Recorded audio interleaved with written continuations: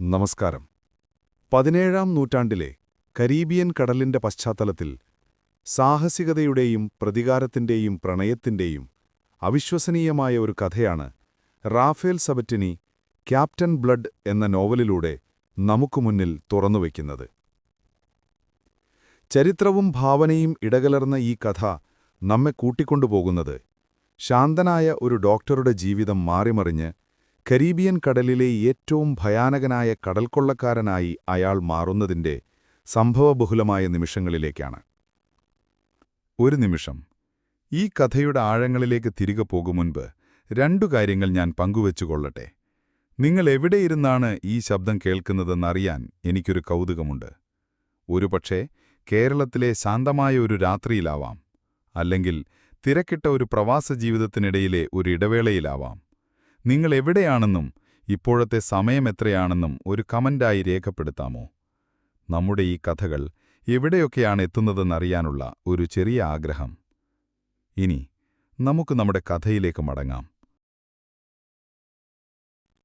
നമ്മുടെ കഥ ആരംഭിക്കുന്നത് 1685-ൽ ഇംഗ്ലണ്ടിലെ സോമർസെറ്റിലുള്ള ബ്രിഡ്ജ്വാട്ടർ എന്ന ചെറിയ പട്ടണത്തിലാണ്. ജെയിംസ് രണ്ടാമൻ രാജാവിന്റെ ഭരണത്തിനെതിരെ പ്രൊട്ടസ്റ്റന്റ് വിഭാഗക്കാർക്കിടയിൽ അസ്വസ്ഥതകൾ പുകയുന്ന കാലം. രാജാവിന്റെ അർദ്ധസഹോദരനായ ഡ്യൂക്ക് ഓഫ് മോൺമൗത്തിന്റെ നേതൃത്വത്തിൽ ഒരു വിപ്ലവം രൂപപ്പെട്ടുവരുന്നു.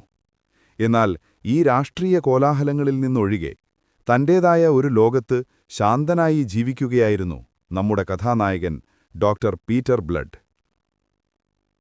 അയർലൻഡുകാരനായ പീറ്റർ ബ്ലഡ് ഒരു സാധാരണ ഡോക്ടറായിരുന്നില്ല. അദ്ദേഹത്തിന്റെ ഭൂതകാലം അത്ര ശാന്തമായിരുന്നില്ല. ഒരു പട്ടാളക്കാരനായി പല യുദ്ധങ്ങളിലും പങ്കെടുത്ത അനുഭവസമ്പത്ത് അദ്ദേഹത്തിനുണ്ടായിരുന്നു. സ്പാനിഷ്, ഫ്രഞ്ച് ഭാഷകൾ അനായാസം കൈകാര്യം ചെയ്യാനും അദ്ദേഹത്തിന് കഴിഞ്ഞിരുന്നു. എന്നാൽ ആ സാഹസിക ജീവിതമെല്ലാം ഉപേക്ഷിച്ച് ബ്രിഡ്ജ് വാട്ടറിലെ ജനങ്ങളുടെ പ്രിയപ്പെട്ട വൈദ്യനായി തന്റെ പൂന്തോട്ടത്തെയും പുസ്തകങ്ങളെയും സ്നേഹിച്ച് അദ്ദേഹം ജീവിച്ചു. അദ്ദേഹത്തിന്റെ ജീവിതം ആ പട്ടണത്തിലെ പുഴ പോലെ ശാന്തമായി ഒഴുകി നീങ്ങുകയായിരുന്നു. പക്ഷേ വിധി അദ്ദേഹത്തിനായി കാത്തുവച്ചത് മറ്റൊന്നായിരുന്നു. ആ വർഷം ജൂലൈ മാസത്തിലെ ഒരു രാത്രിയിൽ ബ്രിഡ്ജ് വാട്ടറിലെ തെരുവുകൾ യുദ്ധത്തിന്റെ ഭീകരതയ്ക്ക് സാക്ഷ്യം വഹിച്ചു. ഡ്യൂക്ക് ഓഫ് മോൺമൗത്തിന്റെ വിപ്ലവസേന രാജാവിന്റെ സൈന്യത്തോട് ദയനീയമായി പരാജയപ്പെട്ടു. സെഡ്ജ്മോർ എന്നറിയപ്പെട്ട ആ യുദ്ധത്തിൽ ആയിരക്കണക്കിന് വിപ്ലവകാരികൾ കൊല്ലപ്പെടുകയോ പിടിക്കപ്പെടുകയോ ചെയ്തു. അന്ന് രാത്രി പുറത്ത് മഴ തകർത്തു പെയ്യുമ്പോൾ തന്റെ മുറിയിലെ നെരിപ്പോടിനരികിലിരുന്ന് ലാറ്റിൻ കവിതകൾ വായിക്കുകയായിരുന്നു ഡോക്ടർ ബ്ലഡ്. യുദ്ധത്തിന്റെ ശബ്ദകോലാഹലങ്ങൾ പട്ടണത്തെ വിഴുങ്ങുമ്പോഴും അദ്ദേഹം അതിൽ നിന്നകലം പാലിച്ച് തന്റെ പുസ്തകങ്ങളുടെ ലോകത്ത് മുഴുകിയിരുന്നു. വൈദ്യശാസ്ത്രമെന്ന തന്റെ തൊഴിലിനോട് മാത്രമായിരുന്നു അദ്ദേഹത്തിന് കൂറ്. ഒരു രോഗിയുടെ രാഷ്ട്രീയമോ മതമോ അദ്ദേഹത്തിന് വിഷയമായിരുന്നില്ല. പെട്ടെന്നാണ് വാതിലിൽ ഒരു മുട്ടുകേട്ടത്. ആ സമയത്ത് പേടിച്ചരണ്ട ഒരു സ്ത്രീ സഹായത്തിനായി അഭ്യർത്ഥിച്ചുകൊണ്ട് അദ്ദേഹത്തിന്റെ വാതിൽക്കൽ നിന്നു. അവരുടെ കൂടെ സെഡ്ജ്മോർ യുദ്ധത്തിൽ ഗുരുതരമായി പരിക്കേറ്റ ഒരു വിപ്ലവകാരി ലോർഡ് ഗിൽഡോയ് ഉണ്ടായിരുന്നു. രാജാവിനോട് യുദ്ധം ചെയ്ത ഒരു രാജ്യദ്രോഹിയെ ചികിത്സിക്കുന്നത് മരണശിക്ഷ ലഭിക്കാവുന്ന കുറ്റമാണെന്ന് ഡോക്ടർ ബ്ലഡിന് നന്നായി അറിയാമായിരുന്നു. ഒരു നിമിഷം അദ്ദേഹം ശങ്കിച്ചു നിന്നു. തന്റെ ശാന്തമായ ജീവിതം, തന്റെ ഭാവിയെല്ലാം ഒരു നിമിഷം കൊണ്ട് തകർന്നടിയാൻ സാധ്യതയുണ്ട്. പക്ഷേ അദ്ദേഹത്തിലെ വൈദ്യൻ ഉണർന്നു. വേദന കൊണ്ട് പുളയുന്ന ഒരു മനുഷ്യൻ മുന്നിൽ കിടക്കുമ്പോൾ ഒരു ഡോക്ടർക്ക് എങ്ങനെ കണ്ണടയ്ക്കാനാകും? തന്റെ മുന്നിലുള്ളതൊരു വിപ്ലവകാരിയോ രാജ്യദ്രോഹിയോ അല്ല എന്ന് അദ്ദേഹം ഉറപ്പിച്ചു. ആ നിമിഷം തന്റെ ജീവൻ തന്നെ അപകടത്തിലാക്കുന്ന ആ തീരുമാനം അദ്ദേഹം എടുത്തു. പരിക്കേറ്റ ആ മനുഷ്യനെ അകത്തേക്ക് കൊണ്ടുവരാൻ അദ്ദേഹം അനുവാദം നൽകി. ആ ഒരൊറ്റ തീരുമാനം ഡോക്ടർ പീറ്റർ ബ്ലഡിന്റെ ജീവിതത്തെ മാത്രമല്ല, കരീബിയൻ കടലിന്റെ ചരിത്രത്തെ തന്നെ മാറ്റിമറിക്കാൻ പോകുകയായിരുന്നു. തന്റെ ശാന്തമായ ജീവിതത്തിൽ നിന്ന് അടിമത്തത്തിന്റെയും പോരാട്ടത്തിന്റെയും പ്രതികാരത്തിന്റെയും കൊടുങ്കാട്ടിലേക്കാണ് അദ്ദേഹം നടന്നുകയറുന്നത് എന്ന് ആ നിമിഷം അദ്ദേഹം അറിഞ്ഞിരുന്നില്ല. ഡോക്ടർ ബ്ലഡ് ലോർഡ് ഗിൽഡോയുടെ മുറിവുകൾ ശ്രദ്ധയോടെ പരിശോധിച്ചു. അദ്ദേഹത്തിന്റെ തുടയലിന് ഗുരുതരമായി പരിക്കേറ്റിരുന്നു. അമിതമായ രക്തസ്രാവം കാരണം ആ മനുഷ്യൻ മരണത്തിന്റെ വക്കിലായിരുന്നു. പുറത്ത് രാജാവിന്റെ സൈനികർ വിജയഭേരി മുഴക്കി പട്ടണത്തിലൂടെ നീങ്ങുന്ന ശബ്ദം കേൾക്കാമായിരുന്നു. ഓരോ നിമിഷവും അപകടം അടുത്തുവരുന്നുണ്ടെന്ന് അദ്ദേഹത്തിനറിയാമായിരുന്നു. എങ്കിലും ഒരു ഭാവഭേദവുമില്ലാതെ തന്റെ കർത്തവ്യത്തിൽ അദ്ദേഹം മുഴുകി. ആവശ്യമായ ശസ്ത്രക്രിയ ഉപകരണങ്ങൾ അദ്ദേഹം തയ്യാറാക്കി. ആ പഴയ വീട്ടിലെ അരണ്ട വെളിച്ചത്തിൽ മെഴുകുതിരികളുടെ നാളങ്ങൾക്ക് മുന്നിലിരുന്ന് അദ്ദേഹം ആ മനുഷ്യന്റെ ജീവൻ രക്ഷിക്കാനുള്ള പരിശ്രമം ആരംഭിച്ചു. അത് മണിക്കൂറുകൾ നീണ്ട ഒരു ശസ്ത്രക്രിയയായിരുന്നു. പുറത്തെ ബഹളങ്ങൾ ശിഥ ചെയ്തു തുടങ്ങിയിരുന്നു. തന്റെ മുന്നിൽ കിടക്കുന്ന രോഗിയിൽ മാത്രമായിരുന്നു ഡോക്ടർ ബ്ലഡിന്റെ ശ്രദ്ധ. ഒരു വൈദ്യന്റെ കൈകൾക്കപ്പുറം ഒരു ശില്പിയുടെ വൈദഗ്ധ്യത്തോടെ അദ്ദേഹം ആ മുറിവുകൾ തുന്നിച്ചേർത്തു. അവിടുവിൽ ക്ഷീണിതനായി അദ്ദേഹം നിവർന്നു നിന്നു. അപകടഘട്ടം തരണം ചെയ്തിരിക്കുന്നു. ലോർഡ് ഗിൽഡോയി ഇനി ജീവിക്കും. ആശ്വാസത്തിന്റെ ഒരു നെടുവീർപ്പ് അദ്ദേഹത്തിൽ നിന്നുയർന്നു. എന്നാൽ ആ ആശ്വാസം അധികനേരം നീണ്ടുനിന്നില്ല. പെട്ടെന്ന് മുൻവാതിൽ ചവിട്ടിപ്പൊളിച്ച് ഒരു കൂട്ടം സൈനികർ അകത്തേക്കിരച്ചു കയറി.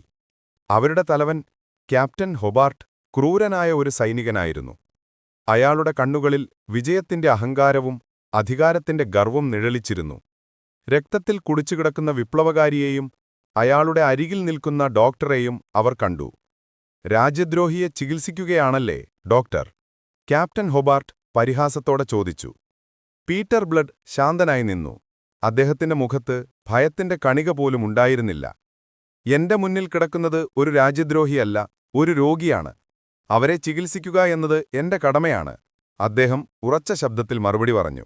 ആ മറുപടി ക്യാപ്റ്റൻ ഹൊബാർട്ടിനെ കൂടുതൽ പ്രകോപിപ്പിച്ചു. നിന്റെയൊക്കെ കടമ ഞങ്ങൾ പഠിപ്പിച്ചു തരാം. രാജാവിനെതിരെ പ്രവർത്തിച്ച എല്ലാവരും രാജ്യദ്രോഹികളാണ്.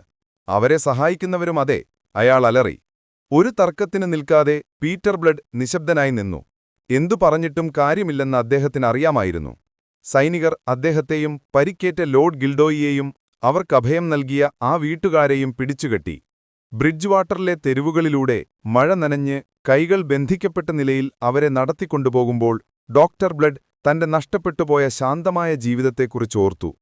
ഒരൊറ്റ രാത്രി കൊണ്ട്, ഒരൊറ്റ തീരുമാനം കൊണ്ട് എല്ലാം കീഴ്മേൽ മറിഞ്ഞിരിക്കുന്നു. അവരെ അടച്ചത് അടുത്തുള്ള ഒരു പള്ളിയിലായിരുന്നു. യുദ്ധത്തിൽ പിടിക്കപ്പെട്ട നൂറുകണക്കിന് വിപ്ലവകാരികളെക്കൊണ്ട് അവിടം നിറഞ്ഞിരുന്നു. ഭയവും നിരാശയും തളം കെട്ടിനിന്ന ആ അന്തരീക്ഷം ശ്വാസം മുട്ടിക്കുന്നതായിരുന്നു. മുറിവേറ്റവരുടെ ദീനരോദനങ്ങൾ, മരണത്തെ മുഖാമുഖം കാണുന്നവരുടെ നിലവിളികൾ, അതൊരു നരകതുല്യമായ കാഴ്ചയായിരുന്നു. വൃത്തിഹീനമായ ആ തറയിൽ പലരും അണുബാധയേറ്റും ചികിത്സ കിട്ടാതെയും മരിച്ചു വീണു. ഇവിടെയും ഡോക്ടർ ബ്ലഡ് വെറുമൊരു തടവുകാരനായി ഒതുങ്ങിയിരുന്നില്ല. തന്റെ കൈകൾ ബന്ധിക്കപ്പെട്ടിരുന്നെങ്കിലും തന്റെ അറിവ് മറ്റുള്ളവർക്കായി ഉപയോഗിക്കാൻ അദ്ദേഹം ശ്രമിച്ചു. വെള്ളത്തുണിയുടെ കീറുകൾ ഉപയോഗിച്ച് അദ്ദേഹം മുറിവുകൾ വച്ചുകെട്ടി. പനി പിടിച്ചവരെ ശുശ്രൂഷിച്ചു. തന്റെ കയ്യിലുള്ള തുച്ഛമായ അറിവുകൾ കൊണ്ട് വേദനയിൽ പുളയുന്നവർക്ക് ആശ്വാസം നൽകാൻ അദ്ദേഹം പരിശ്രമിച്ചു. അദ്ദേഹത്തിന്റെ ഈ പ്രവൃത്തി കൂടെയുള്ള തടവുകാർക്കിടയിൽ വലിയ മതിപ്പുളവാക്കി. അവരിൽ പലരും സാധാരണക്കാരായ കർഷകരും തൊഴിലാളികളുമായിരുന്നു. ഡ്യൂക്ക് ഓഫ് മോൺമൗത്തിന്റെ വാഗ്ദാനങ്ങളിൽ വിശ്വസിച്ച് വിപ്ലവത്തിനിറങ്ങിയ പാവങ്ങൾ. അക്കൂട്ടത്തിൽ നാവികനായ ജെറമി പിറ്റ് എന്ന ഒരു യുവാവുമുണ്ടായിരുന്നു. കപ്പലുകളെയും കടലിനെയും കുറിച്ച് ആഴത്തിൽ അറിവുള്ള ഒരു മനുഷ്യൻ. ഡോക്ടർ ബ്ലഡിന്റെ പ്രവൃത്തികളിൽ ആകൃഷ്ടനായ അയാൾ അദ്ദേഹത്തിന്റെ ഒരു നിഴൽ പോലെ കൂടെ നിന്നു. അതൊരു സൗഹൃദത്തിന്റെ തുടക്കമായിരുന്നു. പിന്നീട് കരീബിയൻ കടലിന്റെ തിരമാലകൾക്കിടയിൽ രൂപപ്പെടാൻ പോകുന്ന ഒരു വലിയ കൂട്ടുകെട്ടിന്റെ നാന്ദിയും. ദിവസങ്ങൾ കടന്നുപോയി. ഒടുവിൽ വിചാരണയുടെ ദിവസമെത്തി. ഇംഗ്ലണ്ടിന്റെ ചരിത്രത്തിൽ ബ്ലഡി അസൈസസ് എന്ന പേരിൽ കുപ്രസിദ്ധി നേടിയ ആ കോടതി നടപടികൾക്ക് നേതൃത്വം നൽകിയത് ക്രൂരനും നിർദ്ദയനുമായ ജോർജ് ജെഫ്രീസ് എന്ന ജഡ്ജിയായിരുന്നു.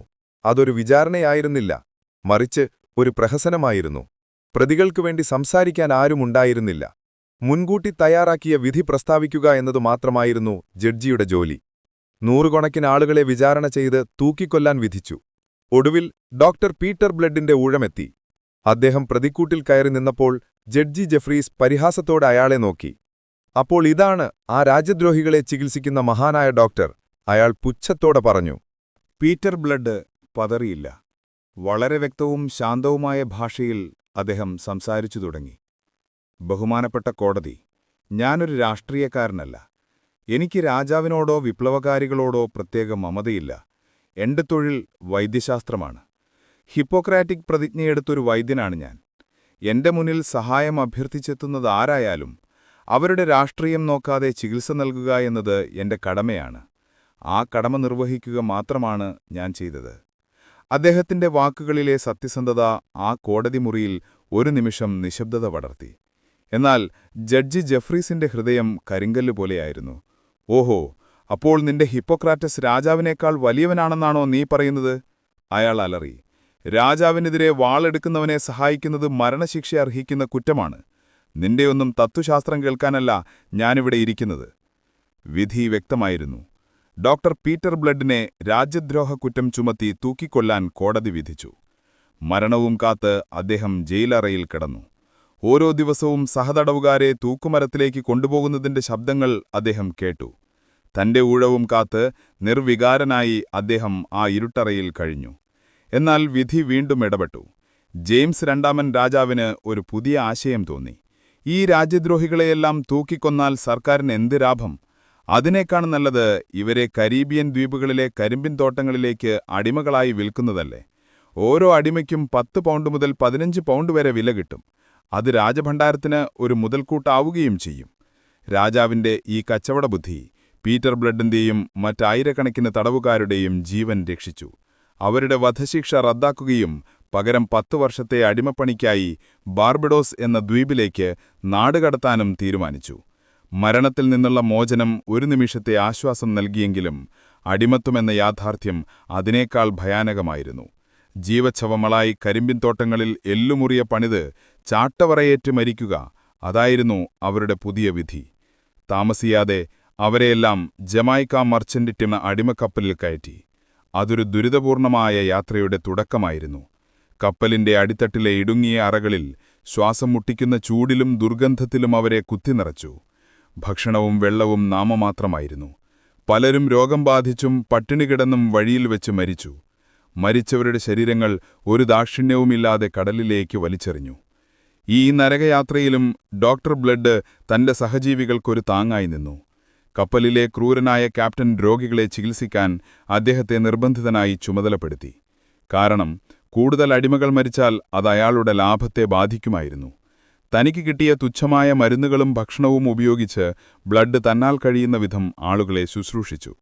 ഈ യാത്ര തടവുകാർക്കിടയിൽ അദ്ദേഹത്തെ ഒരു നേതാവാക്കി മാറ്റി. അവർ അദ്ദേഹത്തെ ആദരവോടെ കണ്ടു. ഒരു ഡോക്ടറിൽ നിന്ന് രാജ്യദ്രോഹിയായും ഇപ്പോൾ അടിമയായും മാറിയ പീറ്റർ ബ്ലഡ് തന്റെ ജീവിതത്തിലെ ഏറ്റവും വലിയ കൊടുങ്കാറ്റിലേക്കാണ് കപ്പൽ കയറുന്നതെന്ന് തിരിച്ചറിയുകയായിരുന്നു. കരീബിയൻ സൂര്യന് കീഴിൽ ബാർബഡോസിലെ അടിമച്ചന്തയിൽ പുതിയൊരു ജീവിതം, അല്ലെങ്കിൽ നരകതുല്യമായൊരു മരണം അവരെ കാത്തിരുന്നുവെന്നായിരുന്നു. കരീബിയൻ സൂര്യന് കീഴിൽ ബാർബഡോസിലെ അടിമച്ചന്തയിൽ പുതിയൊരു ജീവിതം, അല്ലെങ്കിൽ നരകതുല്യമായൊരു മരണം അവരെ കാത്തിരിക്കുന്നുണ്ടായിരുന്നു. മാസങ്ങൾ നീണ്ട ആ നരകയാത്രയ്ക്ക് ശേഷം ജമൈക്ക മർച്ചന്റ് എന്ന കപ്പൽ ബാർബഡോസിലെ ബ്രിഡ്ജ് ടൗൺ തുറമുഖത്ത് നങ്കൂരമിട്ടു. കപ്പലിന്റെ അടിപ്പട്ടിലെ ഇരുട്ടിൽ നിന്ന് ആദ്യമായി പുറത്തേക്ക് വന്ന ആ അടിമകൾക്ക് കരീബിയൻ സൂര്യന്റെ തീക്ഷ്ണമായ വെളിച്ചം കണ്ണുകളിൽ കുത്തിക്കയർന്നതുപോലെ തോന്നി. ഇംഗ്ലണ്ടിലെ തണുത്ത കാലാവസ്ഥയിൽ നിന്ന് വ്യത്യസ്തമായി ഇവിടത്തെ ഈർപ്പം നിറഞ്ഞ ചൂട് അവരെ ശ്വാസം മുട്ടിച്ചു. ചുറ്റും അവർ കണ്ട കാഴ്ചകൾ വിചിത്രവും അപരിചിതവുമായിരുന്നു. പച്ചപ്പരവതാനി വിരിച്ച കുന്നുകൾ, തെങ്ങിൻ തോപ്പുകൾ, വർണ്ണപ്പകിട്ടാർന്ന പക്ഷികൾ, പിന്നെ കരിമ്പിൻ നീരിന്റെ മനം മടിപ്പിക്കുന്ന ഗന്ധം. അതോടൊപ്പം കരിഞ്ഞ തൊലിയും മുട്ടിയ വയറുമായി കണ്ണുകളിൽ നിർവികാരതയുമായി നടന്നു നീങ്ങുന്ന ആഫ്രിക്കൻ അടിമകളെയും അവർ കണ്ടു. തങ്ങളുടെ ഭാവിയുടെ നേർക്കാഴ്ചയായിരുന്നു അത്. അവരെ ചങ്ങലകളിൽ ബന്ധിച്ച് ബ്രിഡ്ജ് ടൗണിലെ അടിമച്ചന്തയിലേക്ക് നടത്തി. കന്നുകാലികളെപ്പോലെ അവരെ ഒരു തുറന്ന സ്ഥലത്ത് നിരത്തി നിർത്തി. ദ്വീപിലെ ധനികരായ തോട്ടമുടമകൾ അവരെ വാങ്ങാനായി എത്തിച്ചേർന്നിരുന്നു. അവർ ഓരോരുത്തരെയായി വിലയിരുത്തി, പല്ലുകൾ പരിശോധിച്ചു, പേശികളിൽ പിടിച്ചുനോക്കി, അവരുടെ ആരോഗ്യവും കരുത്തും ഉറപ്പുവരുത്തി. ഡോക്ടർ ബ്ലഡും കൂട്ടുകാരും ആ അപമാനത്തിൽ തലകുനിച്ചു നിന്നു. ഒരു കാലത്ത് ബഹുമാന്യനായി ജീവിച്ച താനിന്ന് ഒരു കച്ചവടച്ചരക്കായി മാറിയിരിക്കുന്നു എന്ന യാഥാർത്ഥ്യം അദ്ദേഹത്തിന്റെ ഹൃദയത്തിൽ ഒരു മുറിപ്പാടുണ്ടാക്കി. അപ്പോഴാണ് ആൾക്കൂട്ടത്തിനിടയിലൂടെ അധികാരത്തിന്റെ പ്രൗഢിയോടെ ഒരാൾ മുന്നോട്ടു വന്നത്. കേണൽ ബിഷപ്പ്, ദ്വീപിലെ ഏറ്റവും വലിയ കരിമ്പിൻ തോട്ടത്തിന്റെ ഉടമയും സൈന്യത്തിൽ വലിയ സ്വാധീനമുള്ള ക്രൂരനായ ഒരു മനുഷ്യൻ. അയാൾ ഓരോ അടിമയെയും പുച്ഛത്തോടെ നോക്കി. അയാളുടെ കണ്ണുകൾ ഡോക്ടർ ബ്ലഡിലുടക്കി. ഇംഗ്ലണ്ടിൽ നിന്നുള്ള ഈ രാജ്യദ്രോഹിയെക്കുറിച്ച് അയാൾ കേട്ടിരുന്നു. ഒരു ഡോക്ടറെ അടിമയാക്കി കരിമ്പിൻ തോട്ടത്തിൽ പണിയെടുപ്പിക്കുന്നത് അയാൾക്കൊരു പ്രത്യേക ലഹരി നൽകി. ഈ ഡോക്ടർക്ക് എന്തു വിലയാകും? അയാൾ അടിമക്കച്ചവടക്കാരനോട് ചോദിച്ചു. സാധാരണ അടിമകളെക്കാൾ കുറഞ്ഞ വിലയ്ക്ക് കേണൽ ബിഷപ്പ് ഡോക്ടർ ബ്ലഡിനെ സ്വന്തമാക്കി. കൂടെ ബ്ലഡിന്റെ സുഹൃത്തുക്കളായ ജെറമി പിറ്റ് ഉൾപ്പെടെ കുറച്ചുപേരെയും അയാൾ വാങ്ങി. അവരെയെല്ലാം തന്റെ തോട്ടത്തിലേക്ക് കൊണ്ടുപോകുമ്പോൾ കേണൽ ബിഷപ്പിന്റെ മുഖത്ത് ഒരു ക്രൂരമായ ചിരിയുണ്ടായിരുന്നു. ബിഷപ്പിന്റെ തോട്ടത്തിലെ ജീവിതം അവർ സങ്കൽപ്പിച്ചതിലും ഭീകരമായിരുന്നു. പുലർച്ചെ മുതൽ അസ്തമയം വരെ കത്തുന്ന വെയിലത്ത് കരിമ്പ് വെട്ടുകയും ചുമക്കുകയും ചെയ്യണം. മേൽനോട്ടക്കാരുടെ ചാട്ടവാറുകൾ എപ്പോഴും അവരുടെ മുതുകിൽ പതിക്കാൻ തയ്യാറായി നിന്നു. ഭക്ഷണം തുച്ഛമായിരുന്നു. താമസം വൃത്തിഹീനമായ കുടിലുകളിലും. പലരും രോഗം ബാധിച്ചും ക്ഷീണിച്ചും തളർന്നു വീണു. ഡോക്ടർ ബ്ലഡ് തന്റെ മെലിഞ്ഞ ശരീരവും ശീലമില്ലാത്ത ജോലിയും കാരണം ഏറെ കഷ്ടപ്പെട്ടു. അദ്ദേഹത്തിന്റെ കൈകളിൽ തഴമ്പുകൾ വന്നു. ശരീരം വെയിലുകൊണ്ട് കരിവാളിച്ചു. എങ്കിലും അദ്ദേഹം ആ ദുരിതത്തെ ഒരു പരാതിയും കൂടാതെ നേരിട്ടു. രാത്രികളിൽ അദ്ദേഹം തന്റെ സഹ അടിമകളുടെ മുറിവുകൾ വെച്ചുകെട്ടാനും അവർക്ക് ആശ്വാസവാക്കുകൾ നൽകാനും സമയം കണ്ടെത്തി. എന്നാൽ ഡോക്ടർ ബ്ലഡിന്റെ വിധി വീണ്ടും ഒരു വഴിത്തിരിവിലെത്തി. ബാർബഡോസിലെ ഗവർണറായിരുന്ന സർ ജെയിംസ് ടീഡ് കഠിനമായ സന്ധിവാതം കൊണ്ട് ബുദ്ധിമുട്ടുകയായിരുന്നു. ദ്വീപിലെ ഡോക്ടർമാരുടെ ചികിത്സയൊന്നും ഫലം നൽകിയില്ല. വേദന കൊണ്ട് പൊളയുന്ന ഗവർണറുടെ അവസ്ഥ മോശമായിക്കൊണ്ടിരിക്കുകയായിരുന്നു. അപ്പോഴാണ് പുതിയതായി വന്ന അടിമകളുടെ കൂട്ടത്തിൽ ഇംഗ്ലണ്ടിൽ നിന്നുള്ള ഒരു പ്രഗത്ഭനായ ഡോക്ടറുണ്ടെന്ന വാർത്ത അദ്ദേഹത്തിന്റെ ചെവിയിലെത്തിയത്. അത് പീറ്റർ ബ്ലഡായിരുന്നു. ഗവർണർ ഉടൻ തന്നെ കേണൽ ബിഷപ്പിനൊരു സന്ദേശമയച്ചു. തന്റെ അടിമയായ ഡോക്ടറെ ചികിത്സയ്ക്കായി വിട്ടുനൽകണമെന്ന്. ഇത് കേണൽ ബിഷപ്പിന് ഒട്ടും ഇഷ്ടമല്ലായിരുന്നു. തന്റെ അടിമ, അതും താൻ വെറുക്കുന്ന ഒരു രാജ്യദ്രോഹി, ഗവർണറുടെ ഡോക്ടറാകുന്നത് അയാൾക്ക് സഹിക്കാനാവില്ലായിരുന്നു. എന്നാൽ ഗവർണറുടെ കൽപ്പന നിരസിക്കാൻ അയാൾക്ക് ധൈര്യമുണ്ടായിരുന്നില്ല. മനസ്സില്ലാ മനസ്സോടെ അയാൾ പീറ്റർ ബ്ലഡിനെ ഗവർണറുടെ അടുത്തേക്ക് അയക്കാൻ സമ്മതിച്ചു. അങ്ങനെ ഒരു തടവുകാരനെപ്പോലെ സൈനികരുടെ അകമ്പടിയോടെ ഡോക്ടർ ബ്ലഡ് ഗവർണറുടെ മണിമാളികയിലെത്തി. വർഷങ്ങൾക്ക് ശേഷം വൃത്തിയുള്ള വസ്ത്രം ധരിച്ച് ഒരു മാന്യമായ മുറിയിലേക്ക് അദ്ദേഹം കാലെടുത്തുവെച്ചു. വേദന കൊണ്ട് പൊളയുന്ന ഗവർണറെ അദ്ദേഹം ശാന്തമായി പരിശോധിച്ചു. അദ്ദേഹത്തിന്റെ രോഗനിർണയം കൃത്യമായിരുന്നു. ഇംഗ്ലണ്ടിൽ വെച്ച് ഇത്തരം രോഗികളെ ചികിത്സിച്ചുള്ള പരിചയം അദ്ദേഹത്തിനുണ്ടായിരുന്നു. ബ്ലഡ് നിർദ്ദേശിച്ച ഭക്ഷണക്രമവും ലളിതമായ ചികിത്സയും വളരെ പെട്ടെന്ന് ഫലം കണ്ടു. ഗവർണറുടെ വേദന കുറഞ്ഞു. അദ്ദേഹത്തിന് എഴുന്നേറ്റ് നടക്കാൻ സാധിച്ചു. ഗവർണർക്ക് ഡോക്ടർ ബ്ലഡിനോട് വലിയ മതിപ്പും സ്നേഹവുമായി. അദ്ദേഹം കേണൽ ബിഷപ്പുമായി ഒരു ധാരണയിലെത്തി. ഡോക്ടർ ബ്ലഡ് ഇനി മുതൽ കരിമ്പിൻ തോട്ടത്തിൽ പണിയെടുക്കേണ്ടതില്ല. പകരം ബ്രിഡ്ജ് ടൗണിൽ ഒരു ചെറിയ ചികിത്സാ കേന്ദ്രം സ്ഥാപിച്ച് ദ്വീപിലെ മറ്റു തോട്ടമുടമകളെയും മറ്റും ചികിത്സിക്കണം. അതിൽ നിന്ന് കിട്ടുന്ന വരുമാനത്തിന്റെ ഒരു ഭാഗം കേണൽ ബിഷപ്പിന് നൽകണം. ഇത് കേണൽ ബിഷപ്പിന് ഒരു നല്ല വരുമാനമാർഗമായി തോന്നി. അങ്ങനെ അടിമയായിരിക്കുമ്പോൾ തന്നെ ഡോക്ടർ ബ്ലഡിന് ഭാഗികമായ ഒരു സ്വാതന്ത്ര്യം ലഭിച്ചു. അദ്ദേഹത്തിന് പട്ടണത്തിൽ സഞ്ചരിക്കാനും മറ്റുള്ളവരുമായി ഇടപഴകാനും അവസരം കിട്ടി. ഈ സമയത്താണ് അദ്ദേഹം കേണൽ ബിഷപ്പിന്റെ മരുമകളായ അറബല്ല ബിഷപ്പിനെ കണ്ടുമുട്ടുന്നത്. അതിസുന്ദരിയും ധീരയുമായ ഒരു യുവതിയായിരുന്നു അറബല്ല. തന്റെ അമ്മാവന്റെ ക്രൂരതയോട് അവർക്ക് വെറുപ്പായിരുന്നു. എന്നാൽ അടിമകളോടും രാജ്യദ്രോഹികളോടും അവർക്ക് പുച്ഛവുമായിരുന്നു.